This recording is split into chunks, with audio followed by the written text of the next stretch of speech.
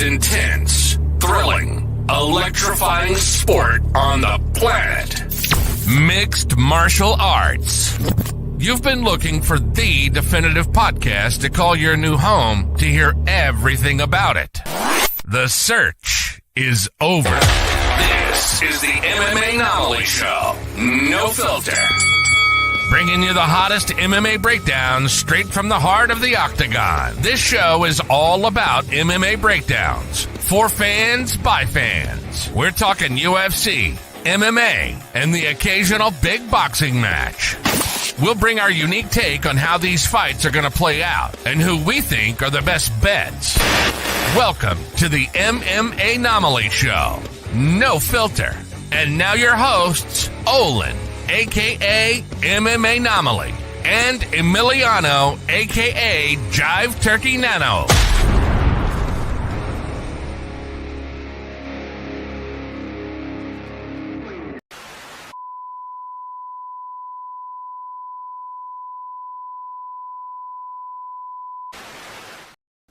That's right, folks. A little bit of an error message there. As you can see, change of plans. No Nano this week. Instead, we're swapping him out for a little special co-host action. Welcome to the show, Mad Max Meridian. How you doing, brother? What up, Playboy? Thanks for having me first and foremost. Let's go ahead and get the formalities out of the way. I don't know if you saw my tech excitement here. We got you live on my channel too, brother. We up in this hole. We in this hole. What up, player?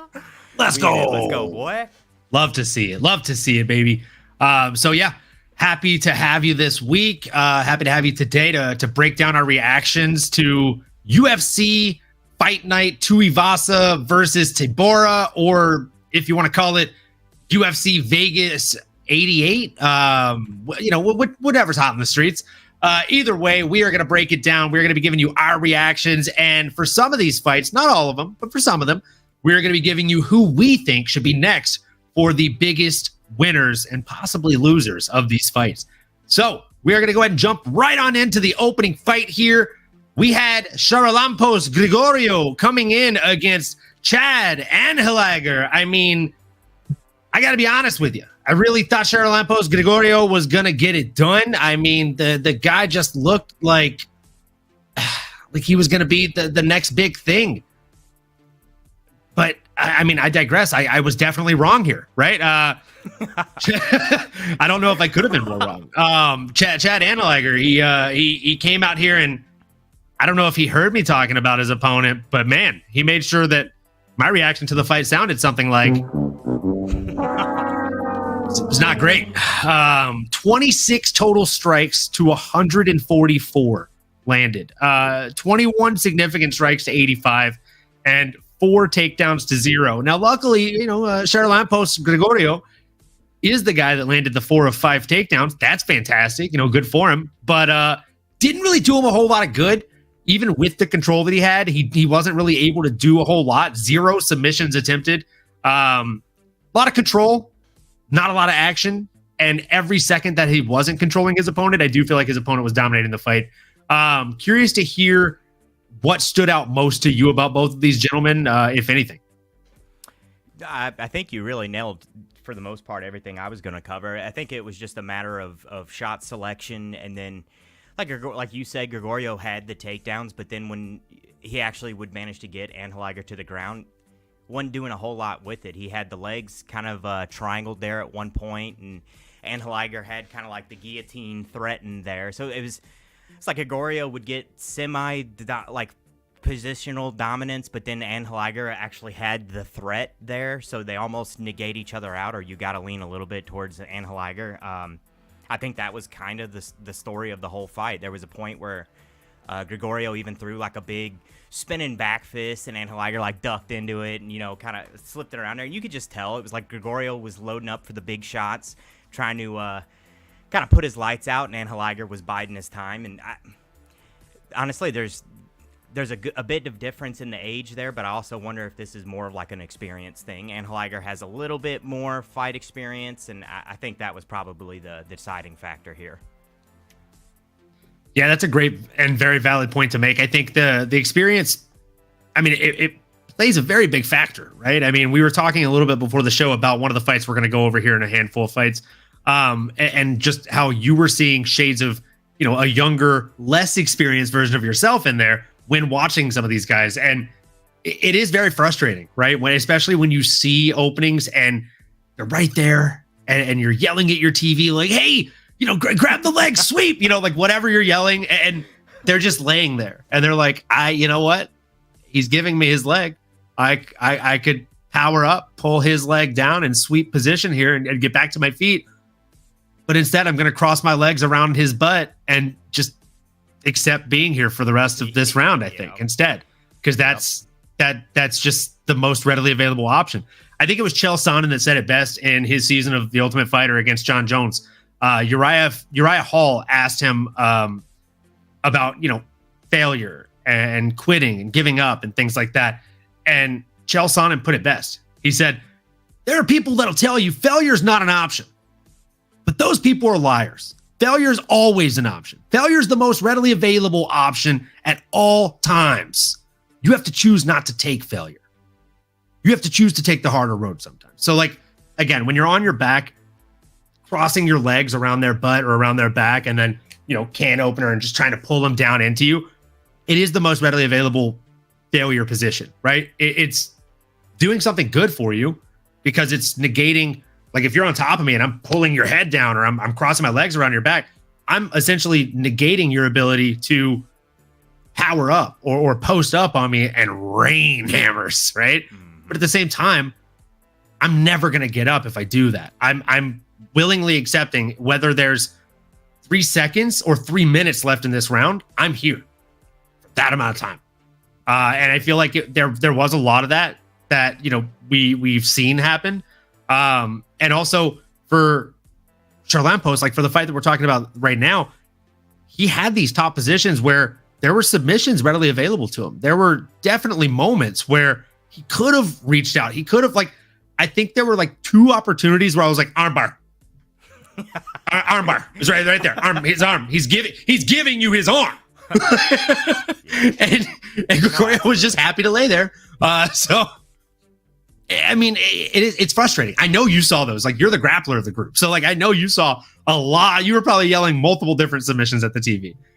So yeah, it's frustrating, but great job for Anheliger. He looked really good out there, especially for somebody that did get taken down, did get controlled for as long as he did in some of those positions. He didn't gas. A lot of times you see those muscles swell up and gas out, and you see these guys carrying themselves around like a half-dead zombie, like in a B movie, sucking air, mouth breathing. But dude, he looked really good. I'm not going to lie. Again, even with his vast further set of experience than his opponent and Charlampos Gregorio, I mean, with a little bit more experience for himself, he could be a real problem for the bantamweight division. I don't want to see him get fast burned in the top 15 or anything like that, but I think maybe 3 more fights, he will probably be a top 15 prospect. I would agree 100%. Yeah, a little bit more time, a little bit better shot selection, which he's also, out of those 2 guys, he's the one with the time to actually do it. He's only 31 years old. Anheliger, I think, is 37, 38. And he's also in the right camp to do it. He trains Longo Weidman MMA, so it's all right, you're training out of law. You're around the right people. You're exposed to the right people who are going to bring you up and have that kind of mindset, to kind of craft this younger dude into, somebody with a potential, I don't want to say necessarily a title run, but top 10, absolutely could see it. Absolutely could see it. He's got time to do it. Absolutely. So moving into the next fight, I mean, I don't have any names on the tip of my tongue for this one, unless you do. I'm happy to move into the next one here. Cool. So moving into the next one, we have a lightweight bout between Thiago Moises and Mitch Ramirez. This was a pretty interesting one. I'll be honest, I didn't have Thiago Moises by knockout on my bingo card this year. But I mean, I feel like I've only bet on Thiago Moises fights 3 times, and all 3 times I've lost money. So I don't know that I will bet on another Thiago Moises fight. I had this one dead wrong. I had Mitch Ramirez all night, and for whatever all day, reason, dude, I always think Thiago's older than he is, and I don't fucking know why it is. It's this Michel Pereira effect. Yes, dude, they both have older faces. Yeah. Yeah, it doesn't make any 30s. sense. I always think he's upper 30s, but he's such a young man. And yeah, I mean, dude was born in 1995. He's 28 years old. Yeah. He is a child, especially compared to some of us old dogs. Man, I'll let you take the lead on this one. What were your thoughts on Mitch Ramirez and overall? I mean, did anything stand out to you about Thiago Moises? Did he gain stock? Did he lose stock? Were you just whelmed? This was one. I thought Mitch Ramirez was just going to be a little too much for Thiago in the exchanges, things like that. He's big as shit, and I thought that would be a little bit more of a factor. But I think what probably stood out to me the most is Thiago's ability to kind of wear on Ramirez. He got a lot of takedowns, but it was a lot of like positional dominance on the ground. He was inside half guard, he was top half, shit like that, where it's just like heavy weighing positions. He was landing some shots, and then he would take his back and he would throw in the body triangle. And it's like, the body triangle, it's not going to submit anybody unless you're just so much stronger or bigger than them. You know, it's a size factor. But when two dudes are the same, it no longer is going to be a submission threat. But what it is going to do is it's going to crush your body. It's going to weigh on your organs a little bit. Your breathing is going to be slowed, and it's taxing on you. It fucking wears you down. And Thiago had the body triangle multiple points throughout this fight. He was also throwing up rear naked choke attempts, which, you know, I mean, you're grabbing around somebody's neck, you're grinding on their fucking face. Like, that's just a taxing fight style. Like, it's going to take it out of you. And I think even by round 2, you could kind of start seeing it on Ramirez. He was breathing pretty good. He was real lathered up by that point. You could tell it's like, all right, this dude's, he's starting to feel it a little bit. He's not dog tired, but you could tell it was starting to weigh on him. And then Thiago just continued to do that. Not the TKO, KO aspect of it completely caught me off guard. I kind of just wrote it off like that was how the rest of this fight was going to go. It's just going to be Thiago dragging him down, weighing on him, you know, wearing him out, ground and pound, maybe a submission attempt, but I didn't see a knockout coming at all. So I was dead wrong on this one, brother. Yeah, again, I don't think any of us saw Thiago Moises coming out there in the third round and doing what he did. I mean, one of the things that stood out to me the most about this entire fight was the calf kicks of Thiago Moises. I think are a new layer to his game that we haven't really seen before. I don't know if you've seen kind of what Ramirez's leg looked like after that fight. During the fight, dude. I mean, during the fight, it looked like there was a softball inside of his leg. So he was just going to that leg over and over and over and over again. And I mean, that's one way to do it, right? And the second that he got his opponent on the ground, he just started crushing him with those leg kicks. Pop, pop, pop, pop. Just picking up the steam, picking up the momentum. And I mean, there was really nothing that Mitch could do to get out of that. Good call by the ref. Wasn't mad at that stoppage by any means, by any way, shape, or form. I mean, the stats tell the story, right? If you look at kind of what took place in this fight, 100% takedowns for Thiago Moises, 2 of 2. That's all he needed. And with those 2 takedowns, he averaged over 3.5 minutes of control because he got, or over 3 minutes and 15 seconds of control, I should say, because he got 6 minutes and 36 seconds of control time in a fight that lasted less than 3 rounds. It's pretty damn insane. Like, truly, that is a wild amount of control time across 10 minutes, really. So just absolute dominance for Thiago Moises. And I mean, I don't want to sound like an asshole here, but I'm going to address the elephant in the room. I mean, to the matchmakers. Come on. Like, I'm not trying to be an ass here, but guys, there should not be a short notice fight for Thiago Moises unless it is somebody that is crazy good and crazy ranked. The fact that he went from beating Michael Johnson and Bobby Green and fighting Islam Makhachev to fighting Joel Alvarez, Christos Giagos, being scheduled to fight Guram Kudrladze, which, I mean, he's good, but he's not amazing, right? No. Melquizael Costa, I like the kid. Again, it was a short notice fight. Guys, if we're going to do a short notice fight, can it be somebody fucking ranked, please? Come on. BSD, Benny St. Denis, that's okay. And he lost that fight, right? I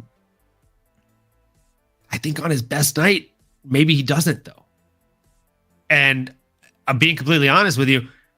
I also think that if you actually pair him up against top 10 ranked fighters, which is who he should be facing, I think he has a hell of a lot harder of a time actually competing with these guys. Again, nothing against Mitch Ramirez. I'm actually a huge fan after Saturday night. Thought he was a warrior up until he couldn't be one. So I will definitely be watching his fights in the future. But again, man, like matchmakers, come on, do better. Get this guy a top 10 ranked opponent. I don't care who it is. I really don't. But they have to be ranked. They have to be at least like top 15. Can't be anybody outside of the top 15 rankings here. And I mean, Dober. Dober would be a really fun fight. They haven't fought before, I don't think, have they? They have not fought before. That would be an extremely fun fight. A couple young guns getting after it. Let's do it. Yeah, So I think Dober. I forgot to mention too here. This was another one fight experience. You got 25 fights to like 10. Wild fucking difference. I breezed right through that, but that's one that stood out to me. I think it's literally 25 fights to 10. It's just like, what the fuck are we doing? More than double the experience, damn near triple. Yeah, not great matchmaking here, guys. I mean, definitely not the best. I will tell you what is good matchmaking. I will tell you what is really great matchmaking. The next fight, Jacqueline Amarim coming in against Corey, the Hobbit, McKenna. I don't give a fuck if she calls herself Poppins. I will call her Hobbit until she retires or until the day I die, okay? That's just a fact. She will always be Hobbit to me. So here's the thing. Big fan of her, big fan of her coach. I actually bought her coach a beer and a shot at Sacramento Airport when he was going out to corner for Yan Xiaonan when she got that like elbow fucking TKO win. Hell yeah. Yeah, I was coming back from a business trip, sat down. He sits down next to me. I'm like, you're a UFC fighter, right? He's like, I used to be. And I'm like, the fuck? Once you fought for the UFC and you fought names like you always be a UFC fighter. Danny Castillo, he's like, yeah, nice to meet you. We shook hands. I was like, are you drinking? He's like, yeah. I was like, let me buy you a beer, bro. You want to do a shot? It was me, him, and like a little old lady at the end of the bar. We all three did a shot together. It's dope. So big fan of Corey McKenna. Wanted to preface with that. Okay. But I said going into this one, I had a feeling that Jackie could be live for a sub. And I wasn't wrong. And boy, oh boy, not only was I right, but I mean, come on. I got the fucking knockout with that one, guys. Come on. Minute and 38 seconds is all she wrote. And again, Corey McKenna, like she like most hobbits, she was ready for the adventure, guys. She was there. Okay. She left the Shire ready to battle the big bads. But she just came up short. That's a bit of a Hobbit joke too, you know? We're here all day, guys. We're here all day. So here's the thing. Corey McKenna outlanded her. She actually landed 8 of 17 strikes. Jackie only landed 3, but she only threw 5, you know? So I mean, she wasn't missing. She just wasn't really throwing a whole lot. She outlanded her opponent, if you look at percentage clips here, by a 13% clip. 60% to 47%, and even more so if you look at significant strikes. So, craziest thing about this whole fight, Corey McKenna got submitted in 1 minute and 38 seconds. Corey McKenna is the only one that attempted a takedown in this fight. What was she thinking? Like, you're going against a BJJ phenom, and this is where I'm going to pass it off to you for gosh damn sure. My guy, my brother in Christ. What is the thought process when like you are what I would consider a mixed martial artist and a well-rounded one at that, and you are going against an up-and-coming BJJ style fighter, right? Like, what is the thought process? Like, if you are shooting for a takedown, even after you've already committed to it, what is the thought process? Like, do you keep going for it? Do you disengage? Do you realize I've made a mistake here?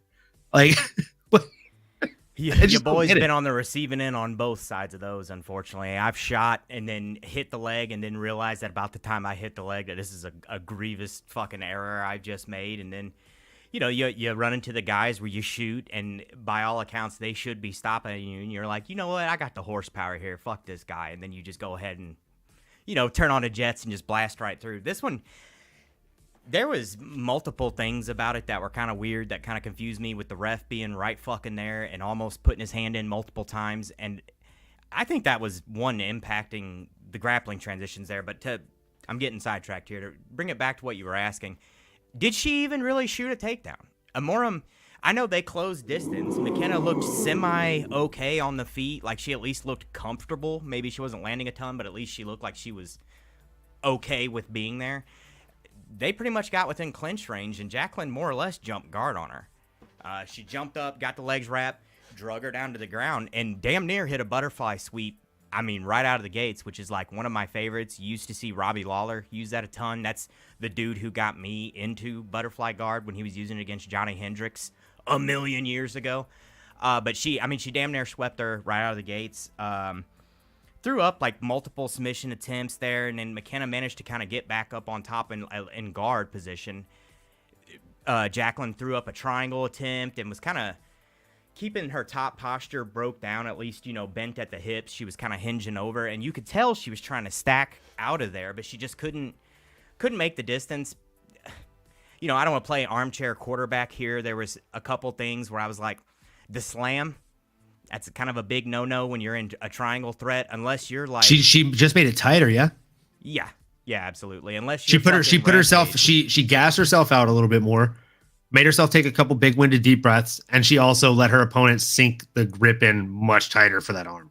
Absolutely. Well, and you're packing it in yourself. Instead of letting her try to drag you down, you're slamming yourself into it, and the momentum's just packing you in deeper. Now, if you get the knockout, props to you, but there's just great job. But there's just so few and far between when that happens. Exactly. And I know, like, it's armbar and triangle. I mean, even though they look very similar to the untrained eye, they're very different in what you're supposed to do to get out. I know, like, for a triangle, you're supposed to put your weight slightly on top, to my knowledge. Like, you don't want to like pull out, right? And then for the armbar, it's the opposite, right? You want to basically stack, so that way they're not able to fully extend that arm and fucking jack your shit up.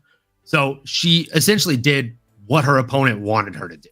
And again, like, if she would have gotten the knockout, like, great, you're on SportsCenter tomorrow. But absolutely, the chances of getting that are like 5% at best. Yep. I guess that's in the women's division. Play. In the women's division, I feel like, how many slam knockouts have we seen? We've seen one, to my knowledge. Yeah, Rose and Rose against Jessica Penne, or not Jessica Penne, Jessica Andrade. Yep. Yeah. That's the only one that comes to mind. It's the only one that comes to mind for me too. So, like, if you have a 1% chance, and you know that there's tried and true ways to get out of the submission, brother, I'm taking the logical road here. Exactly. So yeah, I mean, sorry to cut in there. No, that's. Well, you're thinking exactly like I'm thinking. It's a game of percentages, and you go with what's the most statistically likely outcome as far as either an escape or a successful move that you're trying to pull off or whatever. And she went with one that's high risk, high reward, and unfortunately, she landed on the wrong side of that, which is kind of the way it goes. But yeah, Jacqueline chained the two together back and forth. She was triangle armbar, chaining them together very well. She even actually. She kept the triangle position with her legs and then still continued to, we always call it slot machine the arm, because you're basically just pulling down on it like a damn slot machine at that point. But she was doing that. Now, was it Mike Beltran who was the ref in this one? I forget who it was. It might have been Tyone. I think it was Tyone. Either way, they were standing right freaking there the whole time. And even he put his hands up, and I need to go back and watch it. I'm not positive he didn't touch them, but he was close enough that it was a problem. And you could tell Jacqueline actually let go at one point because of that. Now, if Corey had any wherewithal about her, she would have yanked that fucking arm right back out of there. My guess is that she thought the fight got stopped, because she also, I don't want to say she Brazilian tapped a couple times, but she had her damn hand up right there on it multiple times. And I saw at least one Brazilian tap, and I thought I saw a second one, but I didn't want to point it out. But I know I saw it once. I know I saw it once. That guy, and like no. A Brazilian tap is a Brazilian tap, and that's real as fuck, brother. Like, I saw that. I was like, oh, she's tapping, and I was like, oh, she's not tapping. Yep. Never mind. Which I think that's why she hung out. Mary looks over and she's all, I thought she tapped, and I was like, nah, I did too. Never mind. Yep. So like, I mean, I think the audience, I think everybody thought she tapped. Got the right outcome at least, regardless. Yeah. I think the god of Brazilian taps is probably Charles Oliveira. Oh, God. Yeah, that shit he's frustrates me. Fucking good lord. He's so good at doing something that's so bad. It bums He's so bums good me at out it. sometimes, but It either way, it good bums fight. me right the heck out, man. Yeah. Yeah, but great women's strawweight bout there. When it comes to what's next for her, I don't know if you have a name on the tip of your tongue, but I do know a girl that basically says yes to anyone they put in front of her. And as much as I hate this fight for her, I'm going to throw it out there at the hopes that maybe it happens in San Diego as well. Angie Overkill Hill. Ooh. I think it'd be a great test for her to get into the top 15. Angie's sitting at number 12 or 13 right now. I think she 12. Yep. 12, yeah. She's sitting at number 12. If not her, and again, this one is one that I want to say even less, if I'm being completely real with you, Michelle Waterson Gomez. I think that'd be a fun matchup for her. I do think Jackie would get a sub on her. Yeah, I would agree. The Angie Overkill Hill fight, I don't know how that would go because Angie's a pretty smart fighter. Like, she's really gritty in there too, and she's got a hell of a gas tank. She looks like a fucking Dragon Ball Z character in there most of her fights. She's just like, ha ha ha ha ha, like just throwing. So I love Angela Hill. I'm big I'm fan, such bro. a Hill fan. Big boy. fan. Big fan. She's so fun. She's so damn fun. Yeah, and her Instagram is arguably one of the best MMA Instagrams that exists. Oh, yeah. So, yeah, big fan of hers. Do you have any names that are on the tip of your tongue, or do you like either of those? I love both of those. I'm not a Michelle Waterson Gomez fan, so I personally would rather see the Hill fight. But the grappler in me wanted to see how she matches up against old Jillian Robertson. I want the submission game. I want both these two going at it. Obviously, Jacqueline favors that, and then you got Jillian Robertson, who currently has the most submission wins, I think, in women's MMA period, but for sure in that division. I want to see it. I want to see it. Man, I'm kind of almost sold on the Angela Hill one now, though, but that's just because I fucking love Angela Hill nonstop, period, anyway. So it's like All day, give her baby. whoever. Anybody. Yeah, I'm happy with the Jillian Robertson fight, though. I'll be honest, I didn't think about that one. And that's a really solid one. I think that'd be a really, really fun matchup. Also, I do think that Jillian Robertson would give her problems with the grappling. And I think the scrambles in that fight would be the closest to a women's fight version of, was it Islam versus fucking, what's his name? Or no, it wasn't Arman Islam. Sarukian. It was Arman Sarukian and Mateusz Gamrot. Mateusz. That's exactly That's what it what I was. was thinking. Mateusz Gamrot and Arman. That's what it was. Sorry, I was mixing up the Islam and Arman fight. It's Arman and Mateusz. That I feel like that was one of the funnest fights. I mean, from a guy that's not a big grappling guy, like I love watching grappling, but I've never like enjoyed doing it. Which even the guys that like doing grappling, I feel like they don't really love grappling. yeah. Taxing. You know, so yeah, I feel like from like the grappling noob, that fight was fun as fuck. I could watch that fight over and over and just be like, how are they doing this? This is wild. Fucking tornado of grappling, dude. That Yeah, fight was they both look wild. like Tasmanian devil, like Wild. not the real animal, the Looney Tune. Yeah, exactly. Jacqueline almost has, in my opinion, the better build for jiu-jitsu. Like, she's got the real long limbs for like triangles and shit like that. But Jillian's fucking mean. She's a pit bull, kinda dude. Nasty. She's Yeah. nasty with it. Yeah, she is. She is literally the epitome of a junkyard dog in the women's division. The girl is just, I mean, again, she's a dog. One of my Dog. favorites right now in the women's division for sure. And the Yeah, I'm Dean not mad Thomas at that. connection, like, I love Dean. Anybody who he trains, I'm all in on. I mean, Dean is a fantastic part of the sport. I think anybody that is not a casual fan would agree with that. Now, this next fight that we're going to break down here is one that I know the co-host of the day here is definitely super excited to chat about. So we got Joshua Culibao coming in against Danny Silva. And what a fight it was. I'm just going to pass the torch to you. I'm just going to, no question, just gonna, hot mic. Tell the people how you feel about this fight, my guy. Oh man, this is one that left me a little perplexed once the old decision came around. It was one that you watch it and you think it's going a certain way in your head, and you're kind of like, all right, like this seems pretty clear to me. And then you hear all the buzz about it after the fact, and you're like, oh, did I miss something? Now I'm second guessing the entire thing, which is like, well, I was was kind of cooking dinner while these were going on a little bit, so maybe I was a little distracted. And then you kind of start looking at the stats, and you're like, ooh, what the fuck? What did happen here? Now, I don't often default to the media, but when I do, it's for fights like this. It's like, well, what did most people think? And I did notice that 8 out of 10 people agreed, or at least media sources agreed with the decision. I disagree. My gut going to the decision was not the outcome that we've got here. I thought Kulabau had it done, just given the damage aspect and landing the bigger shots. But again, it was one that I was kind of like half watching, half paying attention to dinner as well. So I'm not going to take a firm stance on it, but I guess apparently the media and the judges all agree on it. So maybe Silva was the right winner here. I disagree. I can't take a hard stance on it. What do you think? I disagree. I think it's pretty obvious. I feel just hanging that out there. Yeah. So I mean, looking at the stats here, guys, and also looking at the fight, it didn't look like Danny Silva did enough to win this. I mean, if we're judging it based on grappling and control time, Danny Silva, guys, ladies and gentlemen, give him his roses, give him his flowers, give him a round of applause. Hang it up. The guy got it done. But I digress. That's just not how the fucking rules work. So if you look at the official judging and the official scoring of mixed martial arts, the biggest basis, first and foremost, is damage and strikes landed. Then you go to grappling, control time, octagon time is octagon control time is very last, etc. Josh Kulabau landed 89 strikes. His opponent landed 56, even while being on top for so much time and getting 4 of 9 takedowns.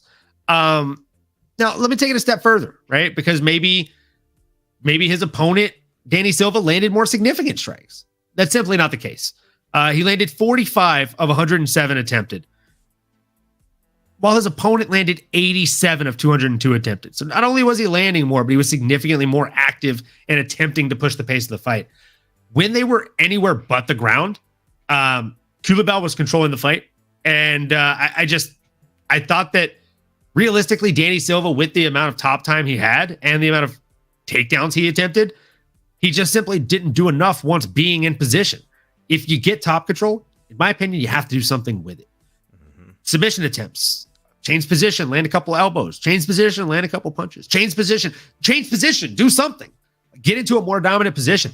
Don't just do the old lay and pray. We fucking hate that. Even us like seasoned veterans, like Max is the grappler of the group. And I know he fucking didn't love this fight. I simply know it. I didn't ask him before this. Did you love the fight, Max? I know he didn't. He's never going to like wake up on a random Tuesday morning and be like, fuck, man, that Kulabau fight. I can't get it out of my head. It was so good. So good. Man, and another thing I got to tell you, that Kulabau fight, Danny Silva really got it done. That guy was a fucking stud on Saturday night. Yep, what a beast. It's just that's not the fight he's going to think about from time to time, guys. Unless maybe he really, really, really loved Francis Ngannou versus Derek Lewis, and I didn't know that about him. But I digress. Like, here's the thing, guys. Sometimes the judges get it wrong. I like Mad Max here. I'm not going to take a super duper hard stance and say robbery, but I would have been happier with this being a draw. Honestly, I think the right move probably would have been a draw.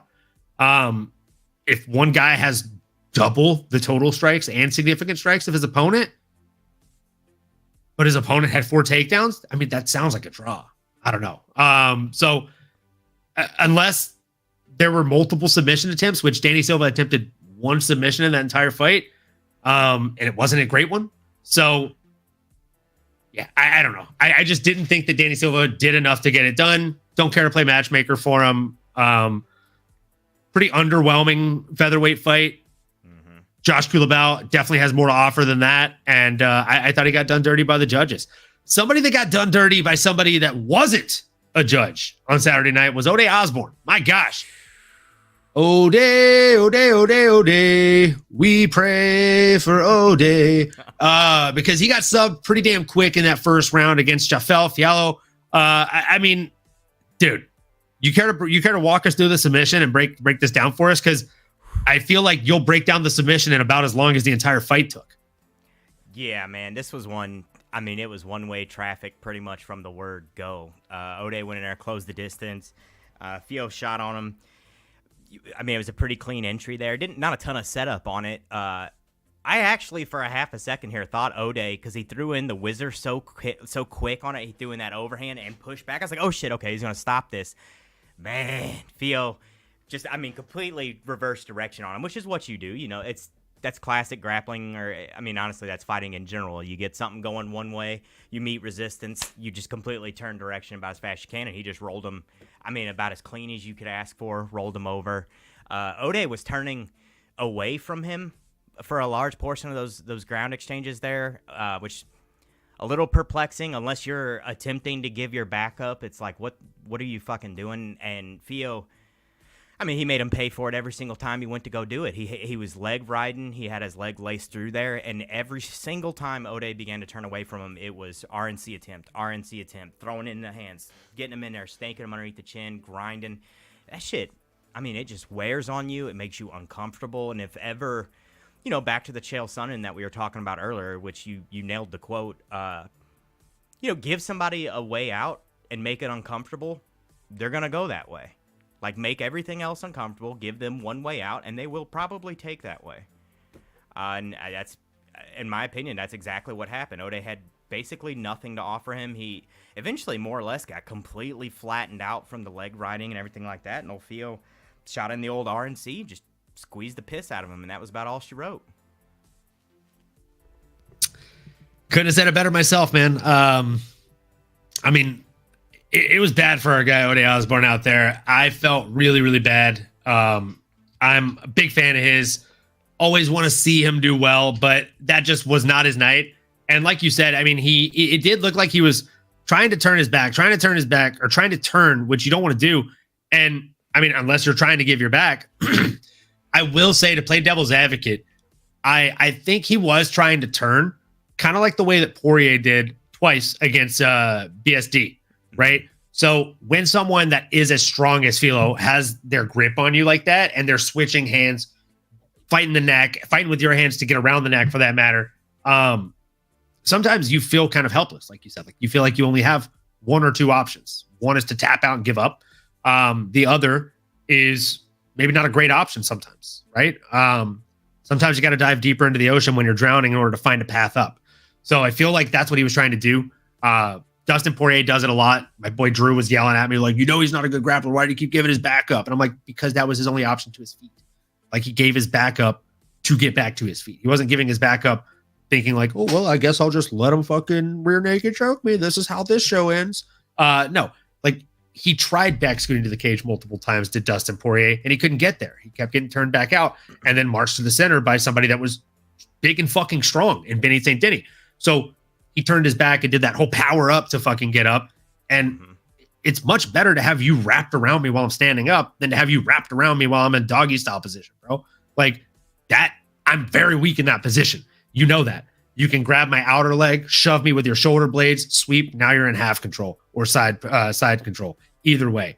So, like, depending on how you ride me to get there, right? So maybe that's what he was trying to do. But even then, like, it did show holes in his grappling, right? It showed that somebody like Filo will take advantage of him. And people that have a brown belt from a decent Brazilian Jiu-Jitsu instructor will probably also do the same thing to him, unless he fixes those holes. I did think Jafel Filo looked fantastic out there. I mean, on top of the fact that he got the submission, like, he just shut O'Day down, right? Like, from start to finish, it only took one takedown. He outlanded him 43-1 on total strikes, which just seems like a fucking cartoon number. Like, that genuinely doesn't seem real, but it is. So, I mean, if there was actual odds on a 43-1 strike differential and somebody bet that, great job. You'd probably buy a house now after betting $1 on that. Yeah. So, Yeah, sure. I mean, yeah, Jafel Filo looked fantastic out there. What's next for him? It's a great question. Do you have any names on the tip of your tongue? I feel like flyweight is wide open right now. I had two, like, general ideas there, and back to the whole grappling exchange thing, I agree with you, especially with the Dustin Poirier situation, because he Dustin Poirier has good back defense. So it's one thing if you know that you're good defensively from that position. I myself am relatively. It's another when somebody forces that position, and that's like very much what it he's looked doing. like. He's making making everything else uncomfortable and giving him the one path out. It's like, I'm gonna beat the shit out of you if you turn into me. You're probably gonna want to turn away to avoid some of this damage, so I go ahead and just squeeze your neck. Two names, one just a dream matchup, and then one that I think is like an actual realistic one. Sumaderji, I think, is a little more realistic. Pretty makes sense a little bit in the rankings, things like that. Sumaderji's not too high up or anything like that. Now, the fan in me, the grappler in me, I want Tatsuro Taira in there. I would love to see that one. Have them two dudes get in there and get after it, get some scrambles going. But I think Sumaderji's a little more realistic. What do you think? I kid you not, I had the exact same thing written down. I had my realistic pick being Sumaderji because I remembered the crazy fight they put on with Matt Schnell. And I just want to see another barn burner like that. And I think that a great kind of opposite matchup for him would be Rafael Filo. And the more fun one I put would be Tatsuro Taira because I think the grappling exchanges would push both fighters. And again, it would look like if Dragon Ball Z was about Brazilian Jiu-Jitsu instead of like striking and Super Saiyans, I think it would look a lot like what that fight's going to look like. Oh my God. Two really small, really fast guys just scrambling so much it looks like they're practically floating across the fucking octagon. So it would be wild. Yeah, I feel like it would be like one of those where you can watch it. It's like the like Ultron fight scene in Avengers Age of Ultron. You go back and watch that scene 20 times, you're like, oh, I didn't notice that happening in the background. Oh, I didn't notice that happening before. I didn't notice that happening in the first time. You watch that fight like 20 times and be like, wow, he did that with his foot to do that. That's crazy. Wow, he really grabbed his wrist right here and then got a sweep. That's wild. Yeah, there'd be a lot of subtleties and, it'd be so many. Two dudes just getting after it. You see so many little nitpicky things. Be like, oh, what a nice little touch there that he added on top of that submission. It'd be, I'm all about it. You think they would do that, or would they protect two kind of younger prospects and maybe do like an older, younger guy, or what do you think is like a likely outcome? So I think the logical thing would be to not do that, but I've also seen the UFC do dumber things. Mm-hmm. I've seen them put two prospects against each other before. And like sometimes they intentionally do it, and then sometimes they intentionally. It's like the star power is the factor there, because sometimes they take two dudes who have all the hype and talent in the world, and it's like, well, let's go ahead and kill one of these guys' careers. It's like, what the fuck are we doing? And then sometimes they avoid it like it's the damn plague. Yeah, like sometimes they protect people like they are with Bo Nickel and Paddy Pimblett. Mm-hmm. And then other times they have people like Joe Pyfer, where it's like, it's his third fight in the UFC. I guess we'll go ahead and give him Jack Hermanson. Fuck it, why not? Exactly. The fuck? No, and there's no rhyme or reason. That's what I'm saying. Like, there's no rhyme or reason. Nothing inside me is thinking that Paddy Pimblett is telling them, oh, yeah, I don't really want to fight somebody that's going to make the fans like me. Yeah. Fucking hell. And I also don't think that Joe Pyfer's sitting there like, give me the hardest fucking guys. I get paid the same either way, right? Fuck yeah, America. Like, there's just no way that's the conversation. He's like, if I fight the guy from 7-Eleven, I get the same amount of money as if I fight fucking Jack Hermanson. Give me Jack. Fuck it. There's just no chance. None. I'd be very surprised if it went down like that. It would blow my fucking socks off, that's for sure. Like, if I fight the guy that's ranked 87th that you signed yesterday to fight potentially me, I get 20 to win. Or I can fight a guy that's number 3 and has fought the scariest fucking dudes in the division that I'm also scared of, and he's beat them for 20 to win and 20 to show. Yeah. I don't know. It's a tough bargain. That's tough. I don't know. Gonna need a minute to sit on that. For the exact same check is the factor there. It's like, all right, can we work on that pay a little bit or something here? And they're like, no, that's what you signed for. Now go fight Francis. It's like, well, fuck me. Get a little bit of a buffer here, you guys. Like, yeah. If I not even to show, like, can you just maybe double my win? I'm not supposed to like beat this guy. So if I do, I feel like I should get rewarded. Yeah. Can I fly out more than one coach? Am I asking too much here, people? Can I get a meal ticket at the casino or something? Jesus Christ. Shout out Garrett Armfield interview. Can I fly out more than one coach here, guys? Oh, yeah, dude. Exactly. I'm fighting fucking Brad Kitchona. That's exactly why that's in my brain still. So fucking funny, dude. All right, so yeah, that was a fun little scrap. Definitely feel bad for Ode Osborne. Me and Nano put a shot on Ode, so I'm gonna pay my shot here, guys. Cheers. Whether you're drinking whiskey or water, stay hydrated, folks. I had almost no action on this card. Like I went very, very light on it just because I didn't seem like there was a ton to jump out at me. I was pretty stupid this week. I'm just gonna openly admit it. I mean, mistakes were made, you know. It's okay. We'll make it back in space. So moving into the next one, we had Josiane Nunez coming in against Chelsea Chandler, as always, not to be confused with Chelsea Handler. One's a fighter and one is a comedian. Sometimes. But Chelsea Chandler, you might remember her as being equally as funny as the comedian in her previous fight against Norma Dumont when she got hit in the face and literally turned her back to her opponent and sprinted in the opposite direction, making for arguably one of the funniest images in all of MMA history. So again, I can tell you that one image has probably gotten as many laughs as Chelsea Handler's entire last stand-up special, folks. I completely forgot that was her. Calling a spade a spade. That's also the chick that said Ronda Rousey was coming back. Interesting. Noteworthy stuff, guys. Yeah. Giving you the real stories here. I completely forgot that was her till you just said that, and then it clicked. I'm like, why do I know this gal? Yeah. You know. That's where Chelsea Chandler. She's the running queen. Yeah, this time was not that way. I truly thought that she was. I mean, I thought it was going to be worse because, like, Norma Dumont. Don't get me wrong. Definitely a fan of Norma Dumont. Norma cracks. Definitely a fan of Norma Dumont. I mean, everybody's a fan of Norma Dumont for various reasons, including Laura Sanko. She said it herself during the weigh-in show. You can go back and check the receipts, folks. She knows what's up. So, with that being said, just like she has, assets at weigh-ins, she has a lot of strength in her shots, enough to make a grown woman turn around and run towards the cameraman.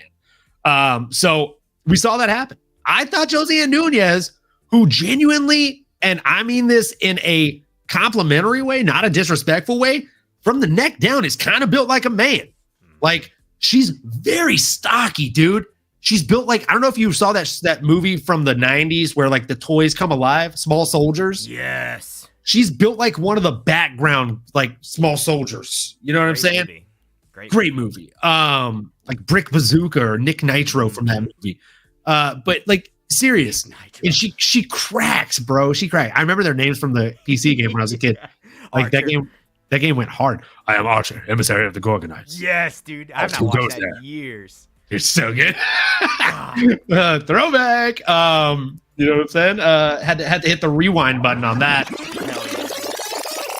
So again, I thought Josiane Nunez cracks, man. I thought she was stacked with that muscles, and it just was not the case.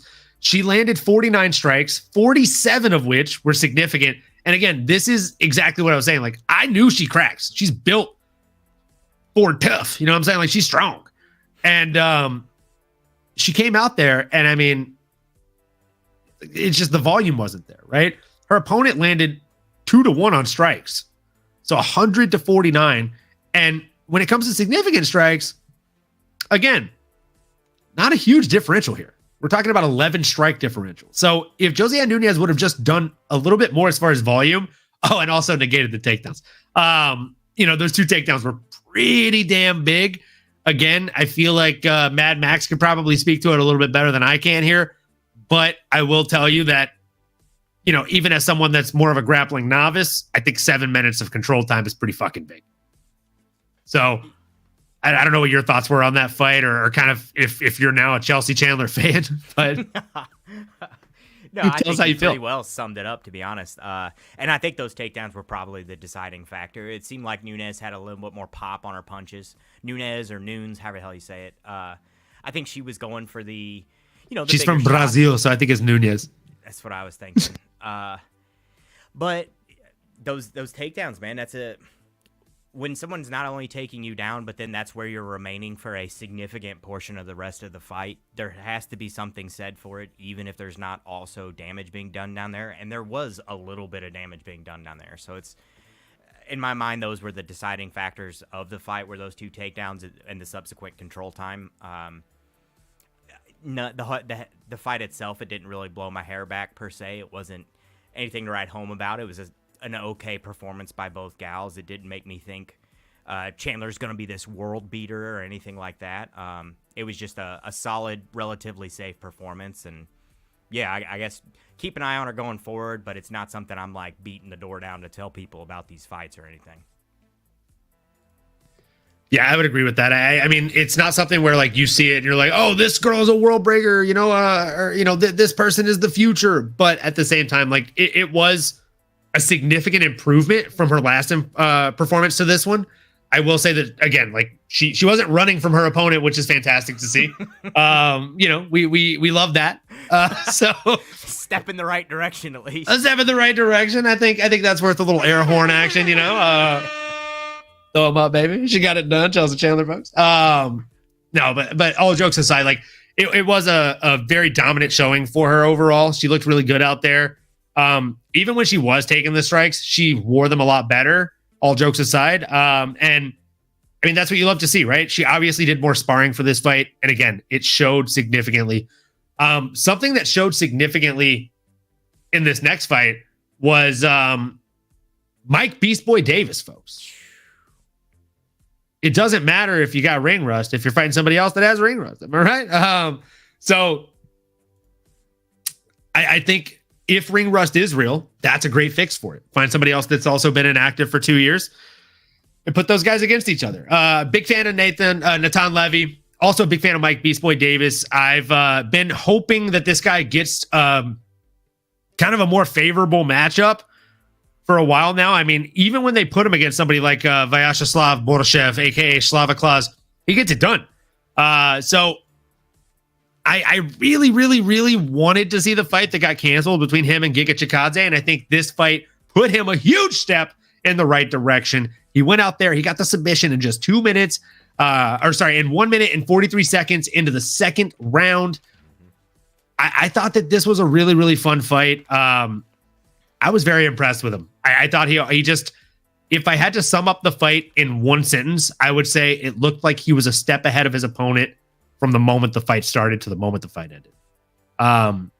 Anything you want to add or kind of walk us through that kind of submission exchange or what led up to it? I feel like the way that he got into position for it, I mean, even as somebody, again, who is definitely less experienced to yourself, it looked to the untrained eye like a hot knife just slicing through butter, man. Absolutely. And I think perhaps what made it look so easy was the way he set it up. He dropped Levy there pretty early, and I believe like pretty much right out of the gates, he dropped Levy with a big shot, immediately jumped on his back, got the hooks in. There's a lot of buzz around Mike Davis coming out of his gym. Hannah Goldie, a couple other people have made comment about his grappling in the gym and that he's not had a chance to show quite how good he is yet. And I think this was an instance where he actually got to do that to some extent. But yeah, I mean, he was a big fan of Goldie. Yeah, just threatening constantly. He was also in opposition to somebody that we're going to talk about here very soon, was very careful to maintain position throughout what was going on. And while Levy did do a couple of right things and managed to escape a few times, I don't think it was largely because of faults from Davis. It wasn't like he was overshooting or over-enthusiastic on what he was chasing in the attempts. It was more so Levy putting things together right. Mike Davis also, everybody says, is a strong dude, and I think that showed. I mean, it showed in this one. He, one, hits hard, but two, Natan Levy's no punk. This dude's clearly pretty strong as well, and a lot of people that train with him say that he's a freaking beast. And so for Mike Davis to kind of handle him like that and get the crank and everything, it's like, damn, this guy, he gets his hands on you, gets his arms around you or something like that, in a position that he thinks he's got a chance in, he's probably going to be able to capitalize on it just from raw strength alone. And then you see him perform like this, you're like, okay, well, he clearly has the technique to back it up as well. He's not all horsepower, he's not all physicality. This dude's like talented, and he's doing a lot of the right things technically. So, I'll be keeping an eye on old Mike Davis. I'm glad I left this fight alone too, because I was leaning towards Natanen, but I was like, I'm just not sure, and left it alone. So bullet dodged. Yeah, definitely dodged a bullet there. I mean, I feel like a lot of people were pretty high on Natan Levy. I'm a big fan of his as well. I just think he seems like a good guy, and I'm a sucker for a good guy in there. Mike Davis, though, he is very, very strong. And I mean, the guy fights long, as I like to say, and it shows. Like when you're strong and long and down to get the friction on, as Sir Mix-a-Lot said, I mean, we're in for a good time, folks. And that's what it was. I mean, dude, it was nice. It was nice. Baby got back. Baby got back in the octagon after about 2 years, and baby got back that win money. So, baby got back a lot of stuff. Baby got back some hype. I mean, I could make baby got back jokes all fucking day about this guy. Man, I will tell you this. Next time he fights, I'll be betting on him so that way baby can get back some money. So, I mean, Mike Davis, Beast Boy, I'm a big fan of the name too, being a big DC and Marvel Comics guy. I'm just super excited to see him back in the octagon. Do I have a name on the tip of my tongue for this guy? Yeah, I do. I actually am going to throw out a name that you said earlier that I didn't think about earlier, but I had written down for this guy. I think Drew Dober and Mike Davis would be a fun match. And also Drew Dober's not one to say no. So, I mean, let's fucking go, guys. What are we waiting for here? Did you have a name on the tip of your tongue for him? I just had one for this guy. I love the Drew Dober matchup. The one I have, I think he's actually scheduled, but I would just like to see him match up against Moicano just to see how it shakes out. I think both dudes have kind of similar attributes. They go about it in different ways, so I would just like to see how it plays out. They both hit hard, but that's not necessarily their forte. It's not like they're a one-trick pony. Both of them have tons of submissions as well. It's like, well, let's see how this shakes out. I think they're at relatively similar spots in their careers too, so that was just a fun matchup. But I think Moicano's matched up, is he not? He's not matched up. He's trying to talk his way into a fight with Paddy Pimblett right now, though. Ooh, okay. There's an online Twitter beef going on between those two, and there is talks of them possibly getting something on the books for this year. I thought Moicano was fighting Tarantula at 300. Fuck, you know what? You're right. Maybe he's trying to line up his next fight. I saw the Twitter beef and completely forgot about that. You're right. Fight. He wants the money. Moicano wants money. Yeah, dude.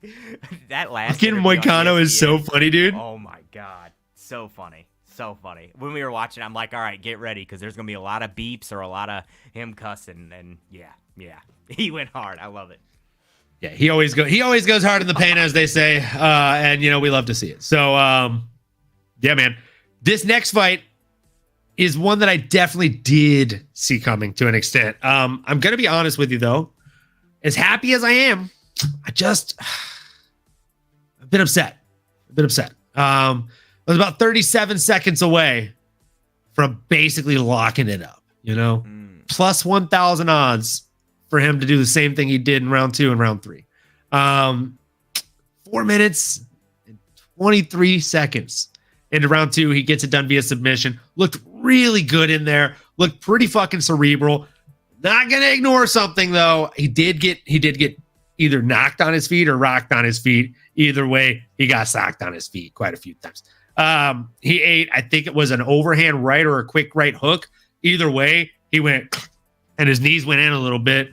But fuck, the recovery time was just fantastic. Just a chef's kiss. The thing's a beauty. The way that he got clipped and then I think he wrapped his hands around each other and shot a double leg after getting rocked, if I remember correctly. It's like good for you, dude. That could have been a very poor situation, and you're in there. So I was happy to see it. I like GM3. I'm a big fan of his. I may or may not have been the only person in the entire stadium that was rooting for him and UFC San Diego when he went against Bruno Silva. And seeing that live was fucking fantastic because I watched the whole stadium go silent and then just start erupting for him. It was sick. I know a lot of people probably lost money because he was definitely a dog in that fight, folks. Big dog. But man, Mearshart, I mean, as you hear in the background, he is a dog. he got it done. He went out there against a fellow dog in Brian Barberena. Barberena. What can I say, man? These guys are the old dogs of the sport. Gerald Meerschaert has like 50 fucking fights under his belt.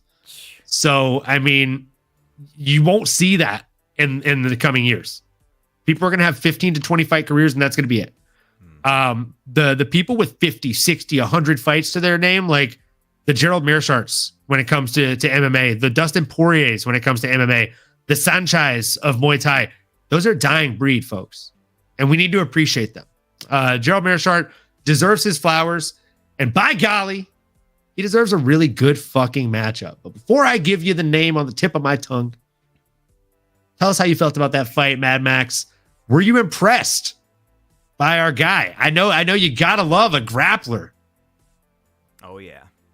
This one was one that, while not necessarily surprising, it was still fun to see a dude go out there and work his craft. I was saying I didn't have much action on. Actually, you can see it right over my right shoulder.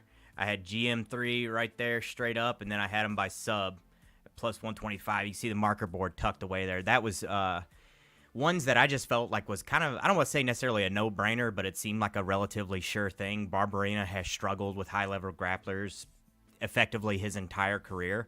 And then he's going against a dude who is about as one-trick pony as you're going to see an MMA fighter these days. You don't see dudes super like specialized in one craft anymore. Gerald Meerschaert is a complete throwback to days gone by that is just, he needs to be cherished while he's here, because he's also, I think he's about one foot out the door. But yeah, it didn't surprise me. He was able to kind of do what needed to be done. He shot in a lot on Brian Barberena, and Barberena was doing okay in the defense, but then Gerald, after the first one or two takedown attempts, he started dragging Barberena away from the cage to finish the takedown, and I think that was kind of the deciding factor on being able to finish those. And kind of, I guess, I have a question and I have a thing I took umbrage with. My one question is, why did Barberena go up to middleweight for this fight? Do you know? Because I have not seen yet. So I think the weight cuts were getting harder on him. Okay. And he thought that he would fare better at middleweight. So that's what I heard through the grapevine, but I don't know if there's anything else that was lingering or any other reasons. Maybe he was like nursing coming back from an injury or something that we didn't know about, but gotcha. I don't know that this is the move for him. If anything, like, again, at the risk of sounding a bit like a dickhead here, I think he probably could have stood to go down a weight class. I've always thought that he looks a little fluffy for a fighter. Like, I'm not saying he looks fluffy for a person. I'm way fucking fluffier than that guy, folks. I promise you. But again, like, I do feel like he's like a Rashad Evans. Like, Rashad Evans looked beefy at 205, but he probably should have spent a majority of his career at 185. Yeah. Brian Barberena has never looked beefy by any means. I just think that he probably could have cut to 155 and had a very healthy fucking career. Absolutely. Just knocking people down. Absolutely. You mean to tell me that guy versus Justin Gaethje 5 years ago at 155 wouldn't have just been a fucking just masculinity fest? Oh my God. Dude. Like, he's almost one of these guys who's a tweener also. Like, he probably would have benefited from 165? Like Facts. Exactly. Facts. Exactly. Facts. And then there's not even hesitation in my fucking brain for that. 165 would be a no-brainer for him, dude. The one thing I took a little bit of umbrage with is just, I've seen on a couple places they have Gerald winning by face crank, and that wasn't in my opinion, that wasn't a straight up face crank. You don't go to sleep from face cranks, and Barberena was. It's out. not a face crank if I cut the blood to your brain, kid. Exactly, that's a RNC baby, or at least a choke. Yeah. You can call it whatever you want. I mean, I would be happier if they just put blood choke. Yeah. Rather than face crank. They like if you as that on call it like a matter of fact kind of description, which is, in my opinion, what a face crank is. Like, the first guy that was like, that wasn't a rear naked choke, that was a face crank. It wasn't under. That guy literally was like, well, he's cranking his face. That was a face crank. The guy that came up with that. Like, it was just a logical choice of words. So, like, if we're gonna go with that, then just be like, well, fuck, you won by a blood choke. Yep. Yeah, makes as much sense, honestly. If that's the because, like, sure, he wasn't under the throat, but he was still like, either way you slice it, he was doing something to cut the blood to the brain. Whether it was 100% of the blood to the brain or 50% of the blood to the brain, it was enough of the blood to the brain to shut off the lights in Georgia. And And I mean, I think I could be right here. I haven't rewatched the fight, but on first watch, it looked like the way that he was, he was cranking the neck, right? But even though he was cranking the neck, he was pulling back on his hand and he was driving his blade into that carotid artery. So like, that's like clamping, like when you're trying to build up the water pressure in the hose so you can like fucking splash the fuck out of your sibling. When you clamp that hose shut, there's no water coming through, right? That's what he did to that young man's brain by clamping that hose shut. So, I mean, it was a blood choke. It was not a face crank. You'd see him grimacing. You wouldn't see him sleeping. Big difference. That's how some dudes finish like the Darce choke and shit. Like they will purposely use, kind of the thumb meat there where you get it in place and blade along the side of them and get that portion in there. It's just a different way to get the choke done. What do you got next for GM3? You got anybody on your brain? Man. GM3 is one of those guys where he's kind of always in the conversation or close to the conversation, right? I'm going to say something that's kind of crazy, and I think this is more so just me being a fan of the sport and just wanting to be selfish with my pick for him. I want to see him fight Paul Craig. Yes. I want to see him fight Paul Craig. I want to see Paul Craig fight somebody that doesn't panic when they grapple. I want to see Paul Craig fight somebody that can throw up just as many submission threats as he can. And I want to see Paul Craig fight somebody that can crack. And I think GM3 checks all those boxes. Absolutely. That's a great matchup. That's I don't know that I could do any better than that one right there. That just the grappler in me alone wants to see the old Paul Craig. There's a couple people like that logically make sense down there, but I don't know that any makes more sense than Paul Craig. Yeah, I just think Paul Craig makes the most sense. I mean, if not Paul Craig, maybe you give him a rematch with Khamzat Chimaev with a full camp. That's the only other thing that comes to mind. Khamzat's fucking sitting at number 11. He's hogging a ranking at middleweight. Like, why the fuck not? My thought was Anthony Hernandez, but I don't know that he's going to want to fight down like that. But, dude, Paul Craig, like, that's beautiful right there. They're kind of at relatively similar spots in their career, too. That's what I'm saying. Like, their trajectories are perfect, bro. It's like Goku and Bardock. The spaceships are crossing each other, like, right there. The stars are lining up. They're seeing eye to eye. Just throw them in the fucking cage together, guys. Yep. Lock the doors and let the fans win. Man. This next fight. Fuck me. I hate this next fight. Because Macy Chasson was fighting out of New Orleans. And I'm a Louisiana guy. So I always bet on the Louisiana folks. And I've bet on Macy Chasson in every single fight she's ever had, even the ones that I knew she probably wasn't going to win. This is the first time that I think I've actually ever bet against Macy Chasson. Had a weird feeling that Panty was going to get it done. I thought Panty was the one to beat here. And I just, I don't even need to give a breakdown other than saying I couldn't have been more wrong. Panty outlanded her 5-1 on strikes, but still wasn't enough. Panty, still got a takedown of her own, but still wasn't enough. Macy just is a weird fighter. She landed only 5 strikes, and that's all it took to get it done because she set up a absolutely beautiful submission win. She got the rear naked choke on Panty Kianzad, and man, I both loved and hated seeing it. Loved seeing my Louisiana girl get it done. Hated the fact that I didn't take her in this one. I think I put Panty Kianzad on my damn DraftKings. Speaking of which, let's just shout out to Mad Max Meridian. We did a little private DraftKings between him, me, and the co-host Nano, and fucking Mad Max pulled it off, man. I did beat Nano by like all of 0.3 points, I think. So yeah, y'all were like right there on top of each other. And dude, I'm usually so dang bad at those. I'm usually like second to last or something. So I was like, all right, fine, I'll take one. This might be the worst I've ever done. And your card was great. Like you had really solid picks. I lucked out. That was a kind of a panicked one too, where I ran out of budget and had to swap 2 last minute, and it worked out. I was like, all right, I'll take that one. That the Macy fight though, I mean, you're spot on with it. I don't know. I was off on this one altogether. I thought Panty was going to win, and I thought Panty was going to win by decision. So I just got to every which way you could get it wrong, basically, on this one. Which, props to Macy. She went out there and made a lot of people look foolish. I think she was a relatively high favorite, so maybe I should have considered that more when I was doing my breakdown. Looking at the way the two matched up, I don't know. I had Penny. I figured she would kind of piece her up a little bit, manage to keep the distance, stuff like that. And Macy was like, cool story, go to sleep. Cool story, go to sleep. That's definitely a fucking great quote. I love that. And that's exactly what happened. It's like, cool story. Can you tell it again when you wake up? Exactly. Love to hear it. So when it comes to Macy Chiasson, she's one of those people that's always, again, just like the last guy we talked about here, someone that's pretty much always in the conversation, or always like 2 to 3 wins outside of the conversation for that matter. With a win over Penny Kinsat, who's a fellow up-and-comer, I feel like this definitely throws her right back into trajectory to be a part of at least the top 10 conversation here. I mean, this is a tough one, right? Because women's bantamweight is a fun division, but it's a bit stagnant at times. She's sitting at 10 right now. No movement after this fight, which is kind of crazy to me because she just beat number 6 and Penny Kinsat.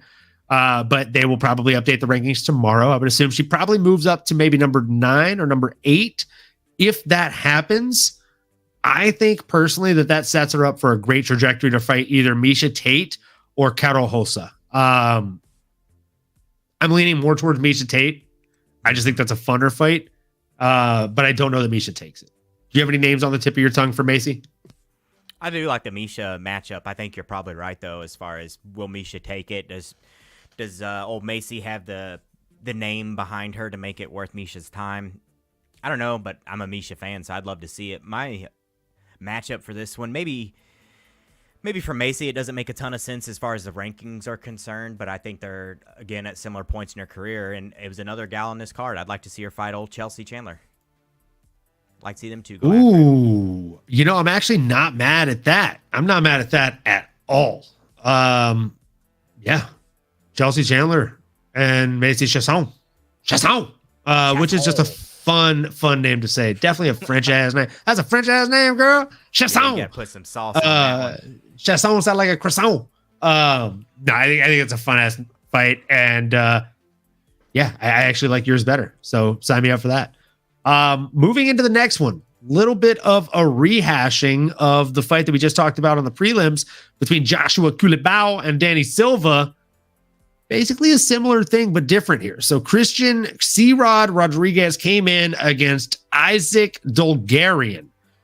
This one was an intriguing one because Isaac Dolgarian landed 7 of 16 takedowns. He got 22 significant strikes and 56 total strikes.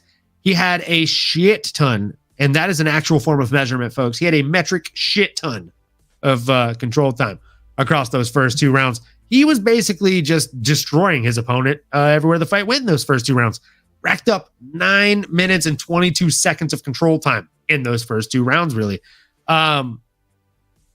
Guys, if I control you for over 4 minutes out of a 5-minute round for 2 rounds, at least one of those is a 10-8, okay? At least one of those. Maybe fucking 2 of them. I don't know.